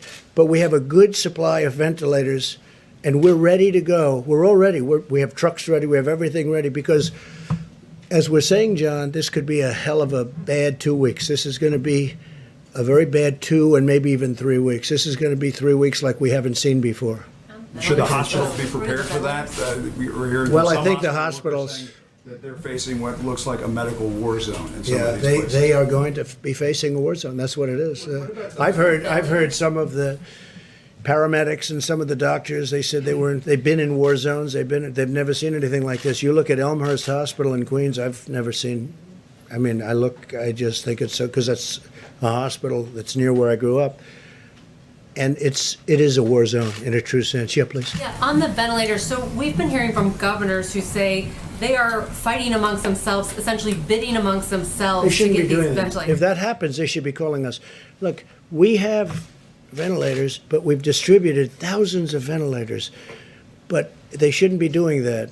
And if they need them that badly, we know. We have pretty good ideas of where they're going to need them. Some people, frankly, think they need them and they don't need them. I don't want to mention names, but there are some people that want them, and it's really not the right thing. Then you have some people that, I guess, automatically hoard a little bit. They want to have more than they think they need. But, a ventilator is a very precious piece of equipment right now. It's hard to make. It takes a long time to make it. It's complex. Some of them are like the dashboard of an airplane. I mean, they're very complicated and very expensive machines, and some are much simpler. But we're ready to go depending on what happens. But we have some hospitals in some states that think they need ventilators, and we don't think they do. Now, if they do need them, we will have them there before they need them. We'll be able to move very quickly. So you're confident What about that, the hydroxychloroquine? Is there any early data on these trials? Nothing that I've heard. I mean, that's the first question I make every morning. I tell you, I call up, we have 1,100 in New York right now, and we have other locations where where people are taking them. Now, the good news is it's only 3 days, and it's like a 7 or 8 day treatment. The good news is we haven't heard anything bad. In other words, there's been no catastrophic events. But we haven't, it's a little bit too soon to talk about it. It would be a total game changer, John, if that happened. If that happened, it would be a game changer. And we include that, and I think in all cases, the Z-Pack, you know what the Z-Pack is. So we're going to see what happens with the hydroxychloroquine. Are there Just one second, other Steve. antiviral drugs that have some promise of working soon? We're looking at a lot of them. Some show promise. I think maybe the doctor might want to speak about the vaccines, because a lot of Johnson & Johnson is advanced, very advanced. We'll see what happens. The one thing with the vaccine is it doesn't help this group, because this group, you need to test the vaccine. The one thing with the drug you just mentioned, right, is that's been out. It's a malaria drug and also an arthritis drug. So it's been out there for a long time. Very powerful drug, but it's been out there for a long time. So it's tested in the sense that it doesn't kill you. But you may want to discuss the vaccines for a second, Dr. Thank you, Mr. President. But just for a second before the vaccine, in answer to your question, Steve, there are a number of candidates. The drugs that are now being looked at in various ways, either compassionate use, clinical trials, are generally drugs that already exist for other things. There's a whole menu of drugs and interventions that are now going into clinical trials that are not approved for anything yet. I mean, for example, things like immune serum, convalescent plasma, or hyperimmune globulin, or monoclonal antibodies, a variety of other things. Right now, there's a lot of activity going on behind the scenes in the design of the kinds of clinical trials that will give us an answer. Because you need an answer, because if it doesn't work, you want to get it off the table and go to the next one. So there are a lot of things. Vaccine. How long does that normally take? Weeks, months? Yeah, no, it takes at least months, at least. So, I mean, that's the reason why you're seeing a lot of activity with drugs that already exist for other purposes, because they're already there. But the drugs that you want to show in a good randomized clinical trial, at very best, are going to take months. Just one word on the vaccine. You know, exactly like we said, we hope that as we get into the summer, if in fact there are cases out there, when you're in a phase 2 or phase 3 trial, or 2B, as we call it, that we might get an early efficacy signal. And an efficacy signal means that even though you haven't definitively proven that a vaccine works, you get enough information that if it were an emergency, you might be able to have an emergency use authorization for it. That sounds good. And I have to say this, hydroxychloroquine and azithromycin, which is, you take it with it, maybe, if you want, for the infection. I think some medical workers are doing that, using it maybe, or getting it prescribed perhaps as for another use. But the word is that some are and some aren't. I mean, I think it's not a bad idea to do it, but that's up to the doctors. But there is a theory going around that in our country and some other countries, people are taking that work in the hospitals, that work with the patients, because there is some evidence. And again, it's going to have to be proven. It's very early. We're rushing this stuff through. This was supposed to take a long time to be approved, and I prevailed upon the FDA to get it approved immediately on the basis that it was already on the market for a lot of years for another use. Malaria, mostly, and arthritis, but mostly malaria. So we'll see what happens, but there is a theory out there that for the medical worker, doctor, it may work. It may work. And if you take it, it's, it's been out there for a long time. Please, go ahead. I just wanted to go back to Jim's question about the national stockpile. The governor of Connecticut today, About which? The national strategic stockpile. Governor of Connecticut today said that he was disturbed to learn that the stockpile is now empty. That's his words. And he said, Well, it's not empty. Let me explain something.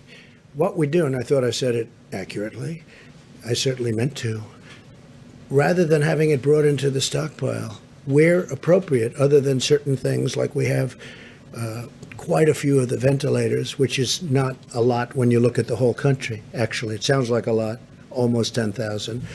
But we're trying to have supply sent directly to the states because we save a big state. We don't want medical supplies coming in to warehouses all over the place, and then we take them from there and bring them to another warehouse. So we're having it brought from ideally from the manufacturer directly to the hospital or the state where it's going. So we're trying to keep it that way as much as possible. Now, in some cases, we are having it brought. Remember this, we also took over a virtually empty, and I say it again, just like we had no ammunition in the military, and we had virtually no ammunition, well, we had very little in medical supplies, too, in our stockpile. So for the most part, we're trying very hard to have it delivered to the site where they need it. Yeah, please, go ahead. President, here in the United States, domestically, we can practice social distancing, but some of our sailors, specifically on the USS Theodore Roosevelt, they're not able to. They're in confined spaces. What are your thoughts on that? Should they be offloaded?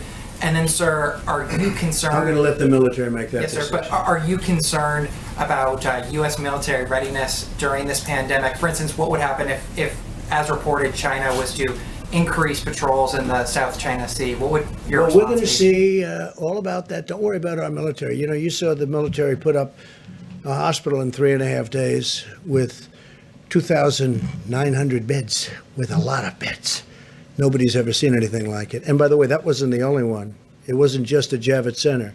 It was at other locations. And now it's Louisiana, and now it's New Jersey, and now it's other places. one thing that I think is indisputable is when I watch the Army Corps of Engineers and FEMA working with them, but when I watch the Army Corps of Engineers throw up these hospitals, and they're complex, I mean, these are incredible buildings, essentially, tents and various things, but they did it in such a short period of time. And our military is ready like you haven't seen. And you know who the best guests are, the different shows are? We watch the shows at night. And I think the best guests that I've seen in a long time are the military people, and they've never done it before. I've watched General Semonite, who I deal with a lot.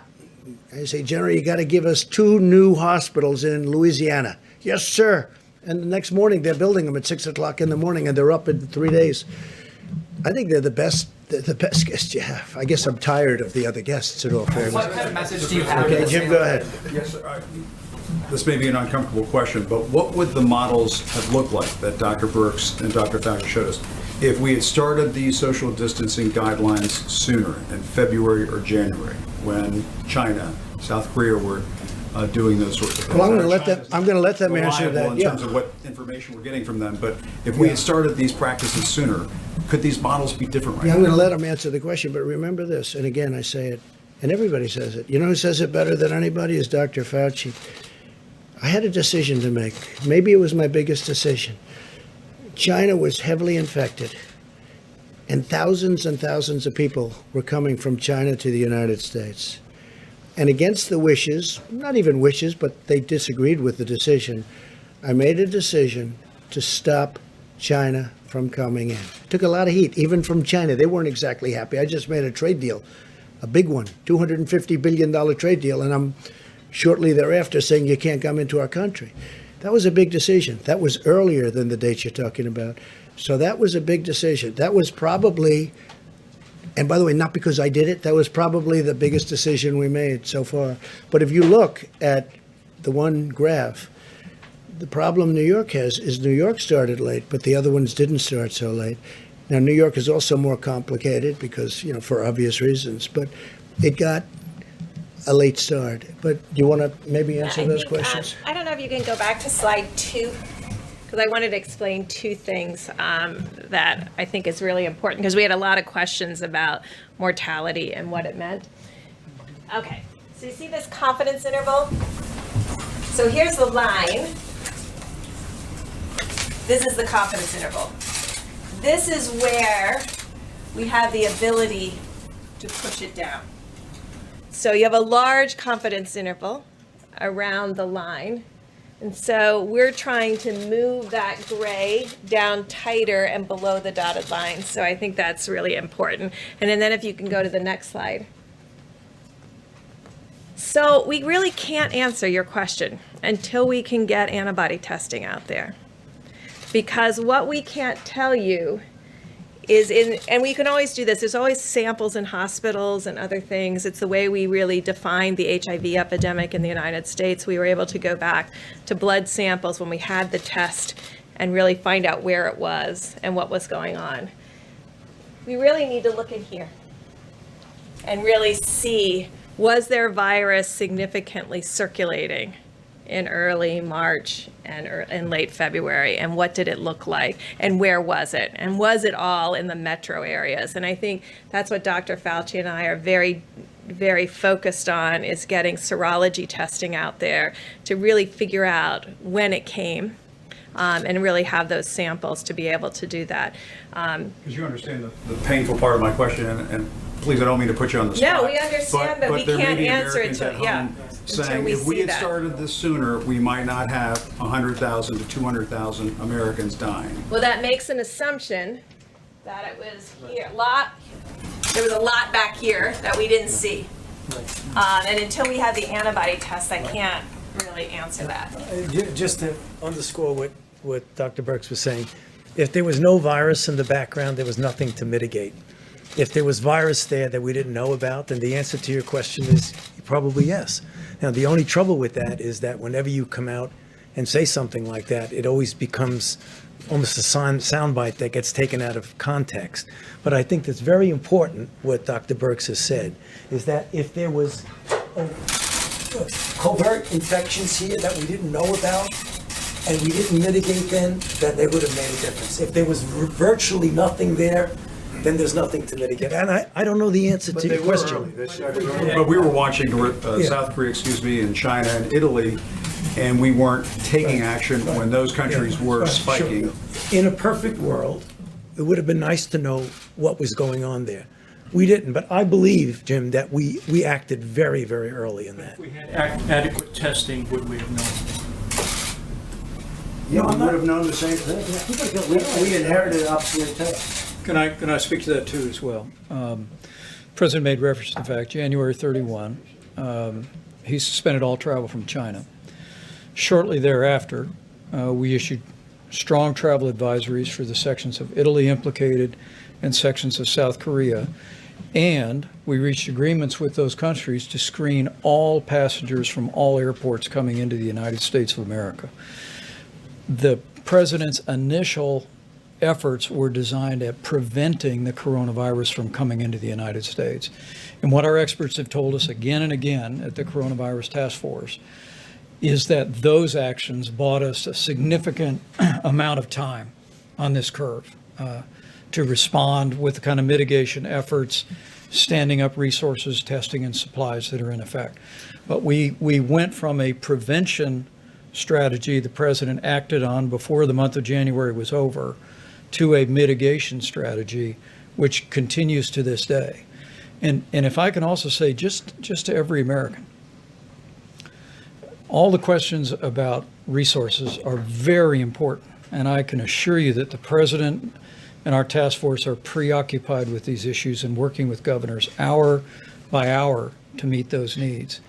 But if Americans will put into practice these guidelines for another 30 days, they'll do their part to lower the curve and save lives, most importantly, and limit the burden on our hospitals and our healthcare system in the country significantly. And so make no mistake about it, while we're going to work our hearts out, leave no stone unturned to find the resources, the masks, the ventilators that we need. And we are going to meet that moment with the full energy of the American economy and the whole of the American government. The American people have a role to play in preserving that medical capacity in a way that will ensure that people that are caught up in the coronavirus, particularly those that are vulnerable to the most serious outcomes, which are seniors with serious underlying health conditions or anyone with an immunodeficiency, have the resources to support and the health care that every American family would want their loved one to have. I do think we were very early, but I also think that we were very smart because we stopped China. We had never done that before. You know, we had never closed our borders before, as I read, I don't know, maybe that's not right. And Dr. Fauci had also said that was I think it was maybe the biggest moment because we were stopping the source, we were stopping the infection, but we also stopped Europe very shortly thereafter. That was a big decision. That was not an easy decision either. I stopped them a long time before people started stopping anyway. So we stopped China, we stopped Europe, we stopped all of Europe. And then ultimately we stopped UK, Ireland. Yes. Please in the back, please. Mr. President and team, going back to hydroxychloroquine, how many clinical trial tests numerically would you like to see before you put a stamp of approval on it? Because there are clinical trials being taking place around the world right now. Sure, please. Is there a number? How many cases would you like to see? That is an FDA decision, and it really depends on a variety of factors. What I would like to see a clinical trial that has a comparison to something that is comparable to what it means without the drug. I mean, I keep saying it, I say it all the time, and I'll say it again. It's a controlled trial that compares it to something meaningful. When that... Are there trials that you're watching taking place around the world right now? Well, there are a number of trials going on, not only in the United States, but also in other parts of the world. You know, right now it's too early to make any determination, but I just want to get back to what I say all the time. The definitive way that you get an answer is by doing a randomized controlled clinical trial. Yeah, please go ahead. Mr. Connell, You're talking about the chloroquine? Is that what you're talking about? And specifically for the last question? Yeah. No, there are trials going on. But there are also trials going on. We're trying them on people that are now sick. That's a very important. That's a very important trial. Experimented with around the world. So my question was really like, are there We're watching specific? whatever happens around the world. We're watching those trials very closely. Yeah. Mr. President, Mitch McConnell had a line today. He was on Mitch?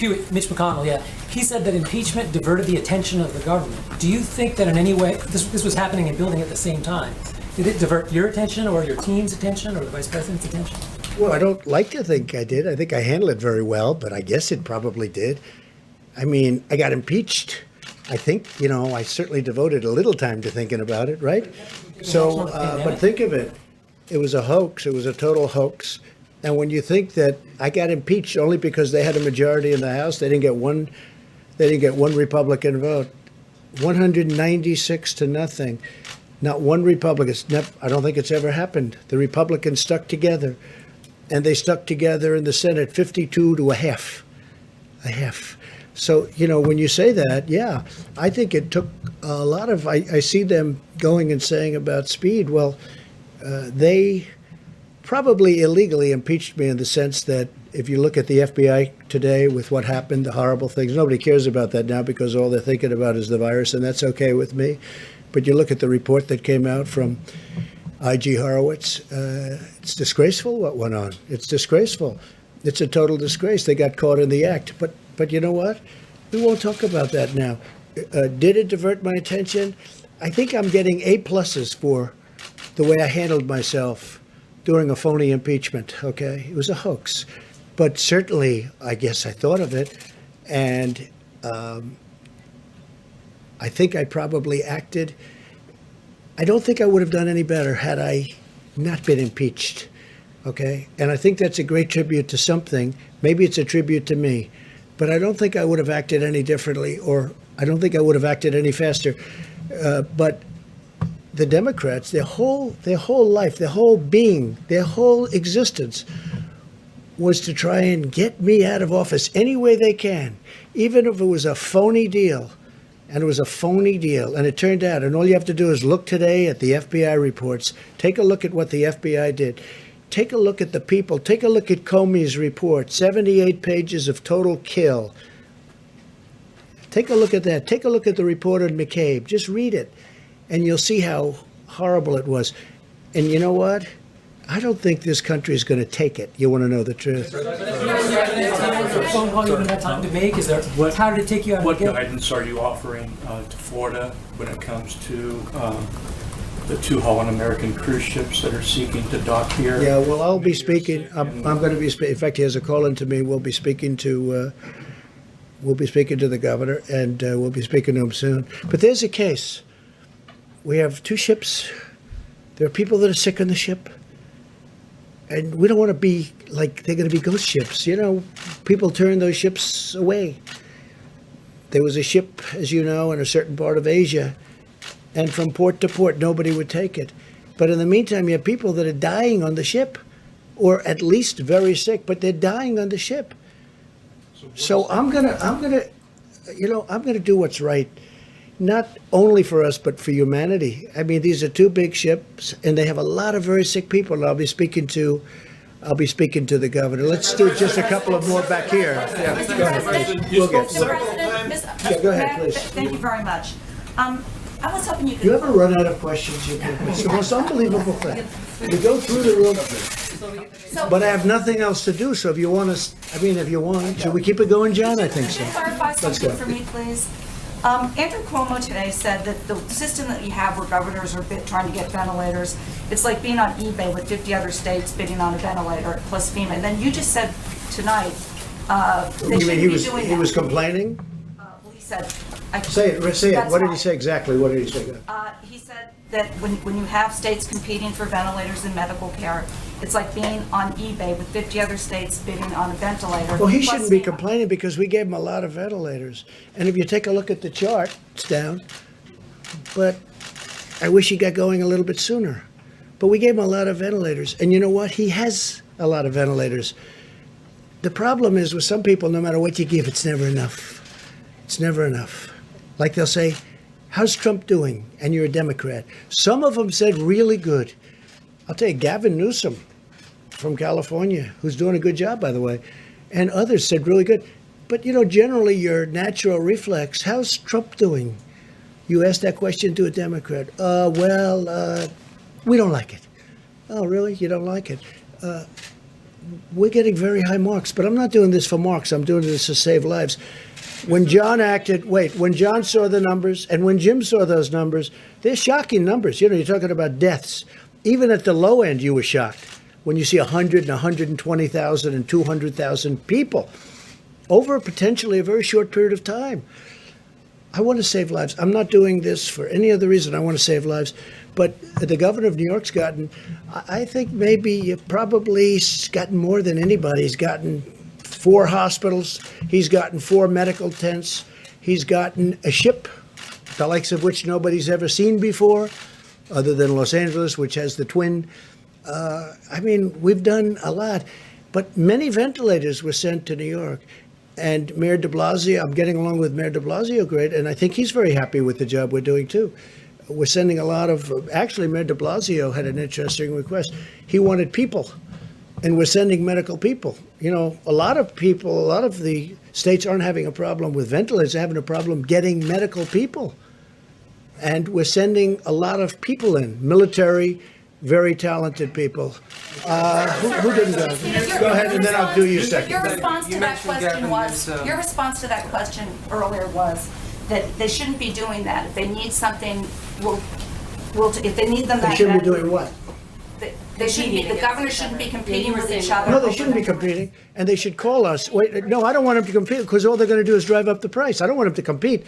They should be calling us, and we can work it so they get the ventilators and they get shipped directly.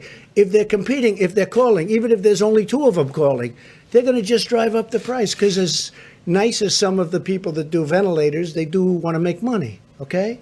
Now, New York had a chance to buy 16,000 ventilators. I guess they didn't take that option. That was in 2016. And that's a hard option to take, because it's a lot of money, and who would ever think you need 16,000 ventilators? Who would ever think it? But this is a very unique time in life. And I think, I'm dealing with New York, and we're having a very good relationship. And you see what just happened in Central Park with the tents. We're having a really good relationship. Go ahead. You didn't get one, and then we'll go to you. Thank you. Gavin Newsom, you mentioned Gavin Newsom and the job that he's doing. I'm interested in what you think California has done to contribute to the suppression of the curve. Well, they've done a good job, California. Now, let's see what happens, because we could have a spike, doctors. You don't know. They could have a spike where all of a sudden it spikes upward. We had a couple, like Louisiana. I think they're doing a really good job, but they had nothing. Now, they had Mardi Gras, and then all of a sudden after Mardi Gras, which tells you about distancing, I guess. It's an example of what could happen, but they were like flawless. I was always surprised. I was looking at Louisiana, and I understand that state. I love that state. And I'm saying they're in great shape. Then they have Mardi Gras. It was a big success, tremendous success. And then all of a sudden, it went like a rocket ship. So that tells you about distancing. Please. Are you concerned, though, about the homeless population in California? Because I know California officials think that it could spread like wildfire. Obviously, Say it again, louder. There's a homelessness crisis in California. Yeah, They're obviously concerned that it could spread like wildfire in that community. So is there anything the administration... Well, they're looking at that very strongly, and I know that it bothers Gavin. I don't know if it bothers Nancy Pelosi, but she's got it in her district at a very high level. They have to be very careful. They have a very big homeless population in an area which just a few years ago didn't have anybody in those areas. And they're living in the streets.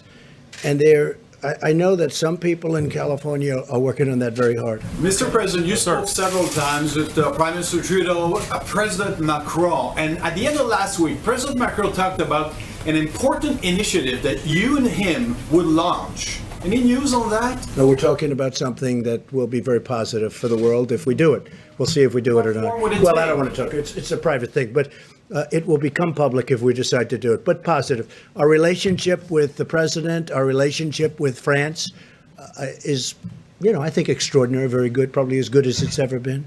Mr. President, get back to your comments about what could have happened and the actions that you took.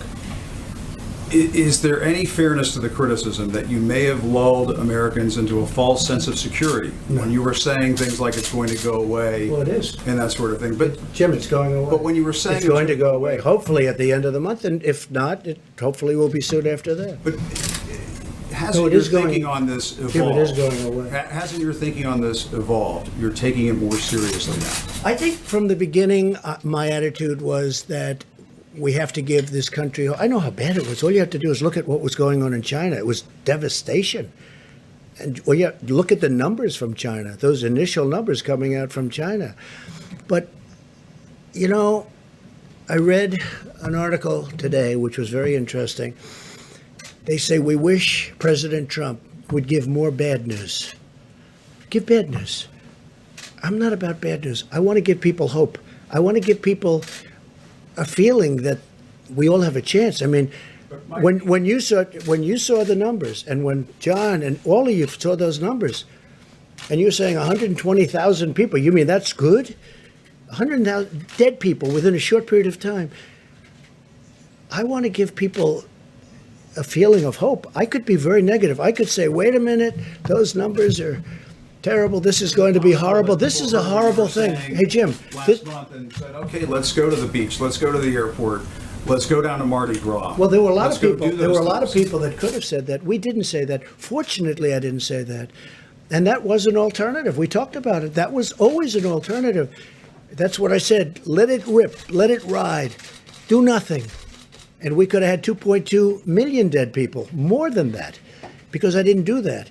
And we did catch it early, and we stopped China really early, and we stopped Europe really early because I saw what was happening.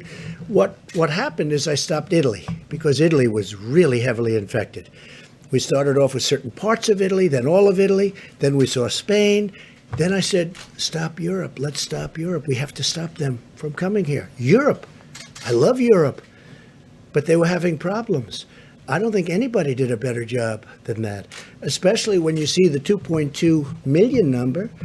And I hope we're going to be substantially under the numbers that you're looking at on the minimum side. Then I think we will have, hey, look, it's still tremendous death. You weren't just hoping that it would dissipate, that this would disappear. I want to be positive. I don't want to be negative. I'm a positive person. Somebody said, oh, I wish you'd be more negative. They literally have that. It's in one of the wonderful newspapers today. I wish it'd be more negative. Well, this is really easy to be negative about. But I want to give people hope, too. You know, I'm a cheerleader for the country. We're going through the worst thing that the country's probably ever seen. Look, we had the Civil War, we lost 600,000 people, right? Here's the thing, had we not done anything, we would have lost many times that. But we did something, and so it's going to be hopefully way under that. But, you know, we lose more here potentially than you lose in world wars as a country. So there's nothing positive, there's nothing great about it, but I want to give people in this country hope. I think it's very important. It was going to be this severe when you were saying this was under I control. thought it could be. and- I knew everything. I knew it could be horrible, and I knew it could be maybe good. Don't forget, at that time, people didn't know that much about it. Even the experts, we were talking about it. We didn't know where it was going. We saw China, but that was it. Maybe it would have stopped at China. We wish we could have killed it in China, but it didn't happen. It started spreading to Europe. It started spreading here. It started spreading all over. And I'm not blaming anybody. I'm just saying that we have an incredible thing. I think the people, our professionals, our military, our governors, our politicians, I think they've done an incredible job. I mean, with few exceptions, I think they've done an incredible job.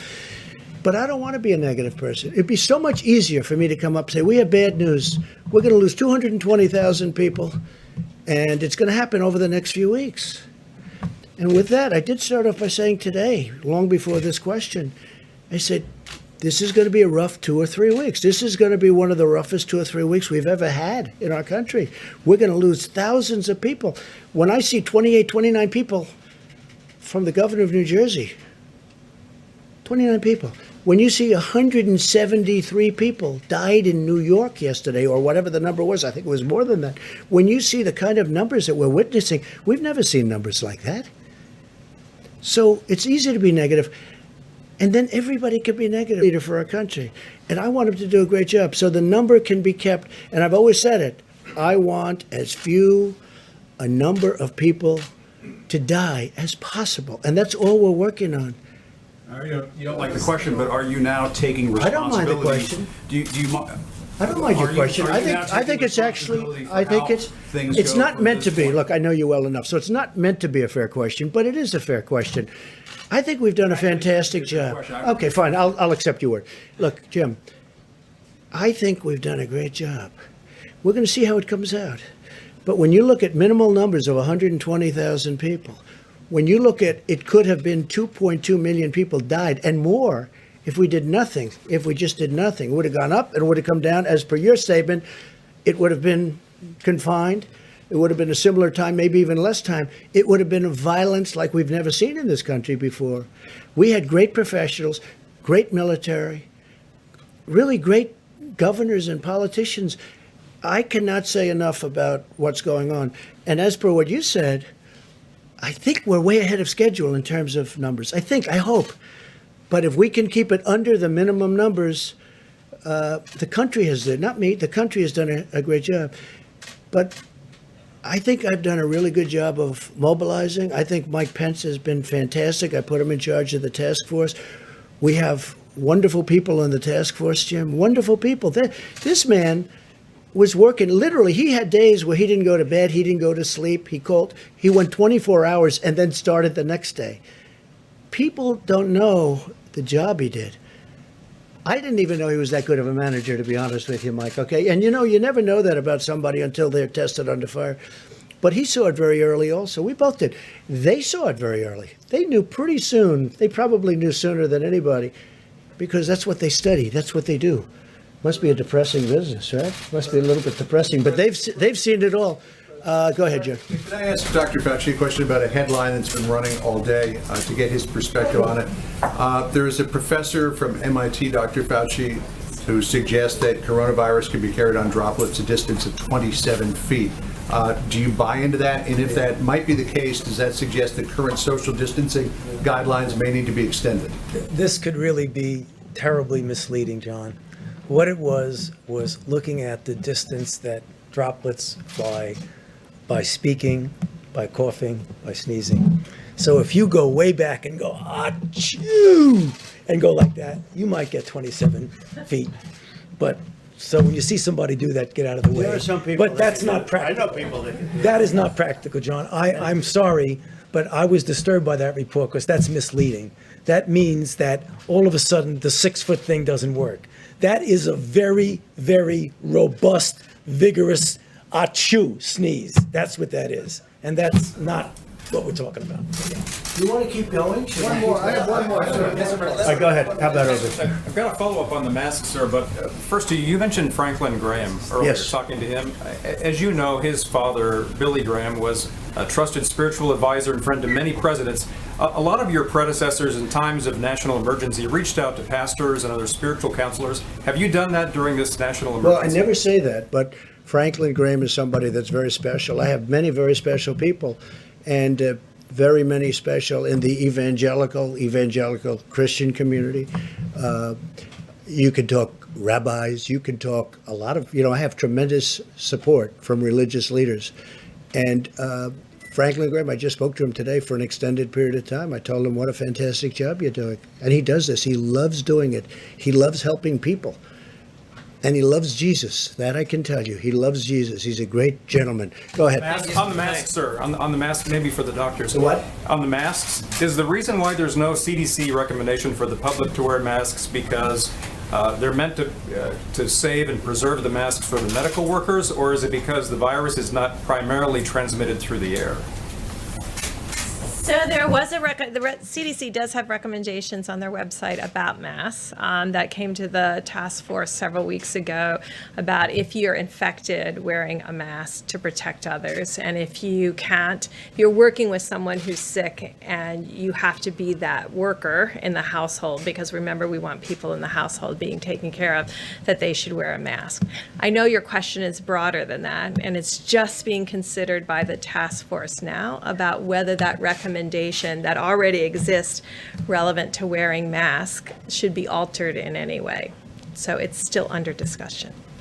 And just about masks, you can get a mask, but you can also most people have scarves, and scarves are very good, and they can use a scarf. And we're only talking about a limited period of time. And it says in the recommendations you can substitute a scarf for a mask. So if people feel that, and I think, some people disagree with the mask for various reasons, and some people don't. But you can wear a scarf, you can do the masks if it makes you feel better. We have no objection to it, and some people recommend it. Let's go back Thank to you, the back. Mr. President. You people never get tired. Look at you. And there's still good questions, actually. Mr. President, again, I'm looking at the cases around the world in Latin America and the Middle East, and still you don't want to impose a travel ban for these areas. In Brazil, for instance, the President Bolsonaro, he keeps on being very active with groups.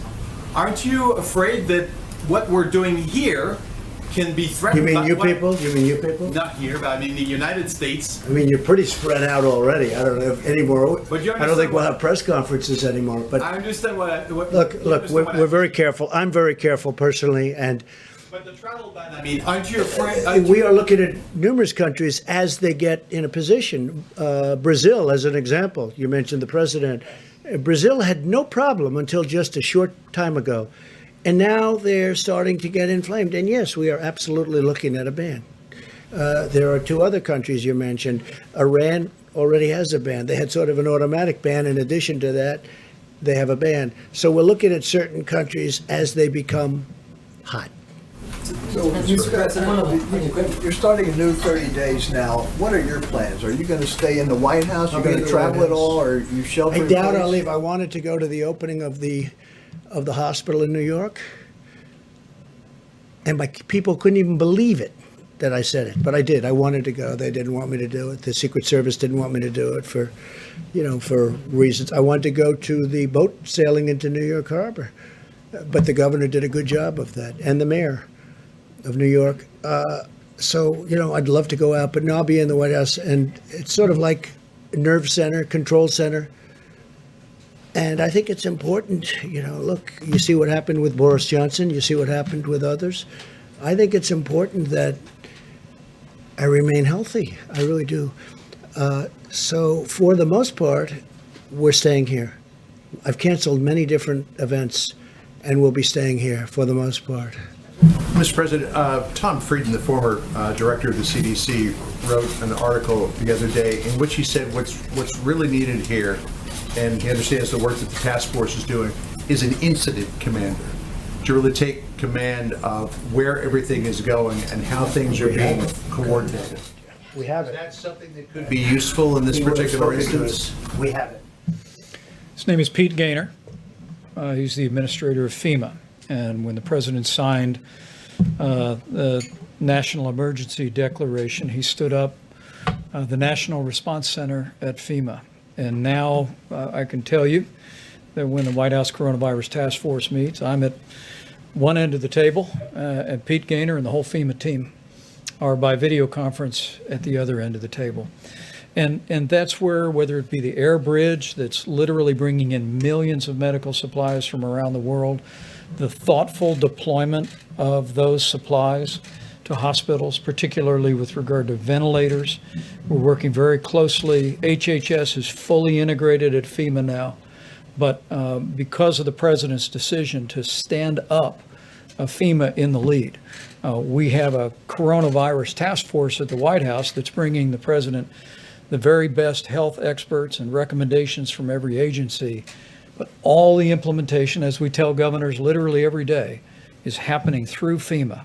It's going down to the states through FEMA, and state requests are coming up through regional administrators for FEMA and back to the White House for consideration. At the same time, we have 4,000 ventilators that are parked in a warehouse in New Jersey. No, but that was the case.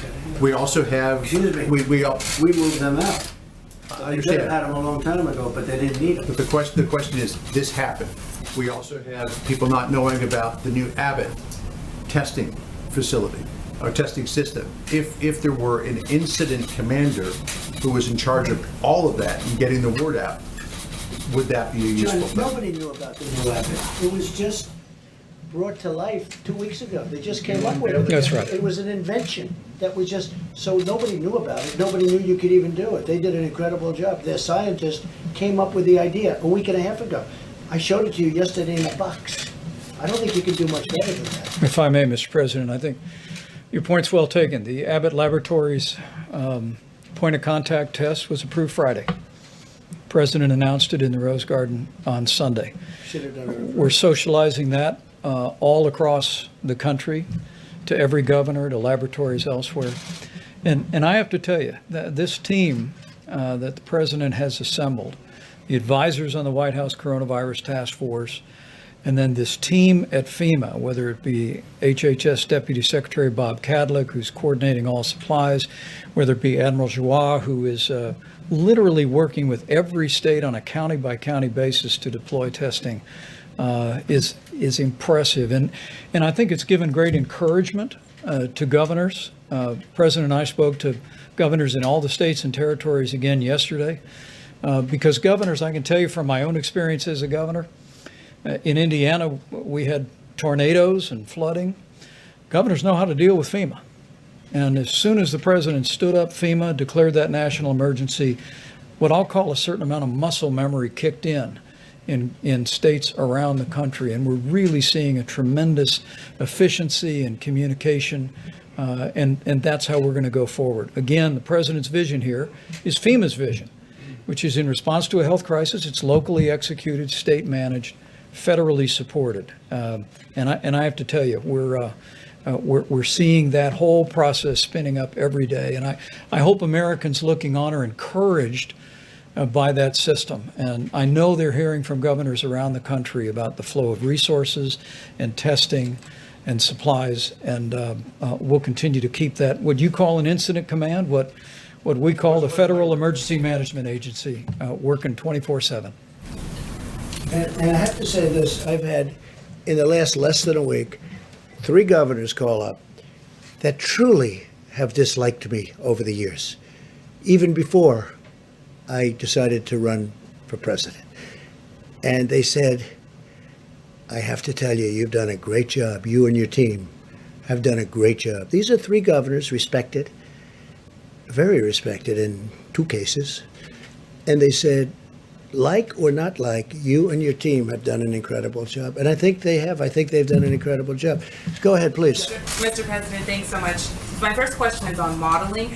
Was there any kind of White House modeling based on whether or not there would be a national lockdown or some sort of guidance to every single state that they needed to have lockdowns?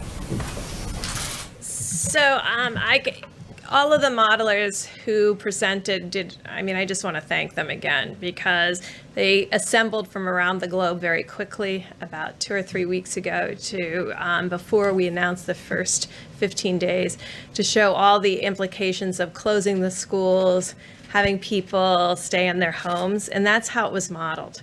Stay in your homes, social distancing of 6 feet.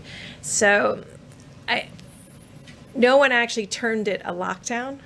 As far as I remember, it was more about staying in your home. And I think the difference was, and these weren't in the models, and I think when you talk about could we have known something different, I think all of us, I was overseas when this happened in Africa. And I think when you looked at the China data originally and you said, oh, well, there's 80 million people or 20 million people in Wuhan and 80 million people in Hubei, and they come up with a number of 50,000, you start thinking of this more like SARS than you do this kind of global pandemic. I'll just be frank, that's when I looked at it, I was like, oh, well, this is not, if as close as those quarters are, So I think the medical community interpreted the Chinese data as that this was serious, but smaller than anyone expected, because I think probably we were missing a significant amount of the data now that when we see what happened to Italy and we see what happened to Spain. And so what was modeled is not a lockdown. 2 countries did remove people from homes that were positive, and put them in separate spaces. That also wasn't modeled, but it could be modeled. And so we could go back and ask the modelers about lockdown versus not lockdown, but what they modeled was people staying at home. I guess what I was asking is for best case scenario, since it says best case scenario is 100,000 people. I know you're trying to get that number even lower, but is best case scenario every state basically having lockdown behavior, not maybe actual lockdowns, but basically everyone staying in their homes. So if that's true, why not tell every state to do that? It's everybody social distancing by 6 feet when they're outside. And that is probably absolutely the key more than anything else, is if you're never within 6 feet of any single individual, then you've controlled the virus. There are different methods to get you to that point. And I think what I've heard from our president and our vice president is they trust the American people to understand that they can be outside, take walks, be 6 feet away from anyone else, and be in their homes. And we trust them to do that without having to lock down. And then, Mr. President, a question on ventilators. I just want to add, I think the one thing nobody really knew about this virus was how contagious it was. It's so incredibly contagious, and nobody knew that. This is like, I don't know that anybody's ever seen anything like this. Normally you'd have to get close and touch and this, and a lot of things have to happen. This is just like, it's truly invisible and so contagious. And I don't think any doctor knew it at the time. I don't think anybody could have known it. People have not seen anything like this. Yeah, so a question about ventilators. You talked about the fact that you don't want to see states bidding against each other. The governor of New York, Andrew Cuomo, said that there should be a federal system where the federal government sets the price, the federal government distributes the ventilators. Why not have that kind of system? Why have this? Well, essentially we do. We've distributed thousands of ventilators, and we have now thousands of ventilators, and we're buying them at a good price, and we're actually making them by the thousands. We're making them. You saw yesterday where Ford is going to have a tremendous number. They're looking to make 100,000 ventilators. Ford has been great. General Electric Healthcare has been great. General Motors has come a long way. I have to be honest. They're working very hard. We're making thousands and thousands of ventilators. You know, at the end of this, and there will be, don't say I'm optimistic, because I don't want to, I wouldn't want to do that. But I am optimistic. I'm a very optimistic person. Let me tell you, we will have thousands of ventilators. And what I want to do is make sure that we always have plenty for the future, but then we want to help Italy and France and other countries that you don't even know about yet with all of the problems they have, because ventilators are very tough to come by. They're very hard to make. They're very complicated. They're very expensive. Yeah, please. Is Governor Cuomo mistaken? You could go ahead. Go ahead. Is Governor Cuomo mistaken when he's saying? Well, I don't know. I can't take your interpretation of what he said. I don't know what he said. I think he's been reasonably generous, considering he's a Democrat, and I think he'd like to run for president. So I think he's been pretty generous under those circumstances. But he's been very generous to me. Look, I got him ships, I got him hospitals, I got him a lot of things that he never thought he had pay dirt, okay? And I've been very generous on ventilators. If you look, they had 2,000 and 4,000. They had thousands of ventilators in his warehouse, in their warehouse, waiting to be picked up. They never picked them up. So I'd have to hear it from him, face to face. Do you want to add? How about one more, and we'll see you tomorrow. Is that okay? Don't say that I cut it short. They'll say he. That's right. It could be almost tomorrow. But you know what? In the meantime, I'm sure people are enjoying it. No, I will say this. It's an incredibly dark topic, an incredibly horrible topic, and it's incredibly interesting. That's why everybody is. They're going crazy. They can't get enough of it, and they want to be careful. And I guess they're studying it for themselves. They're studying if they get it. A lot of people have it. A lot of people are positive, and they hope for the best.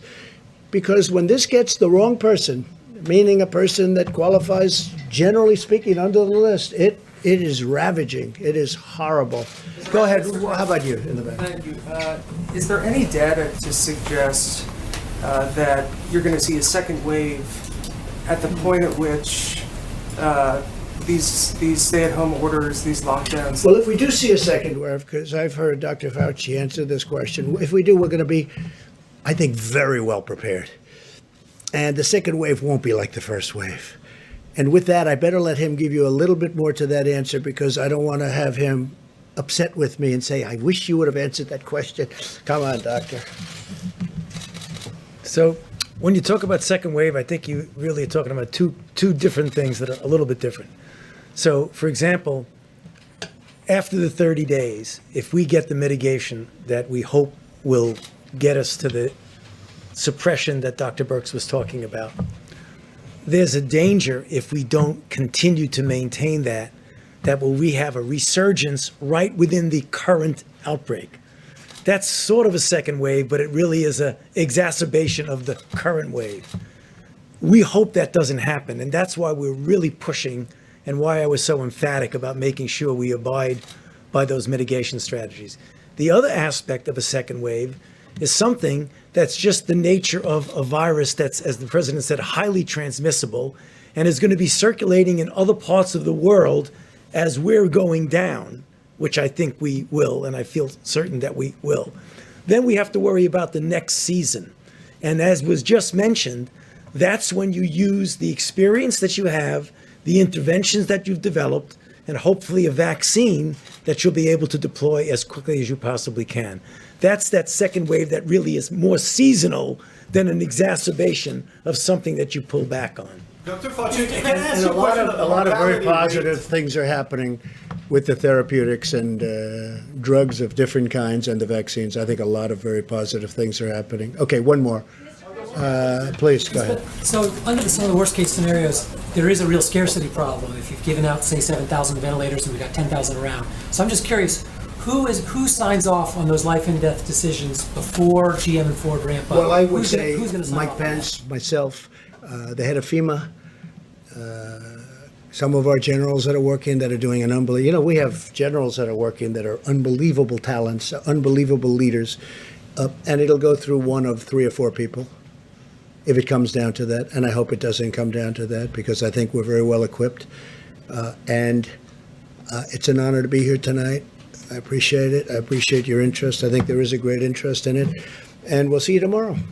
We'll see you tomorrow. Thank you. Thank you very much. Thank you, sir.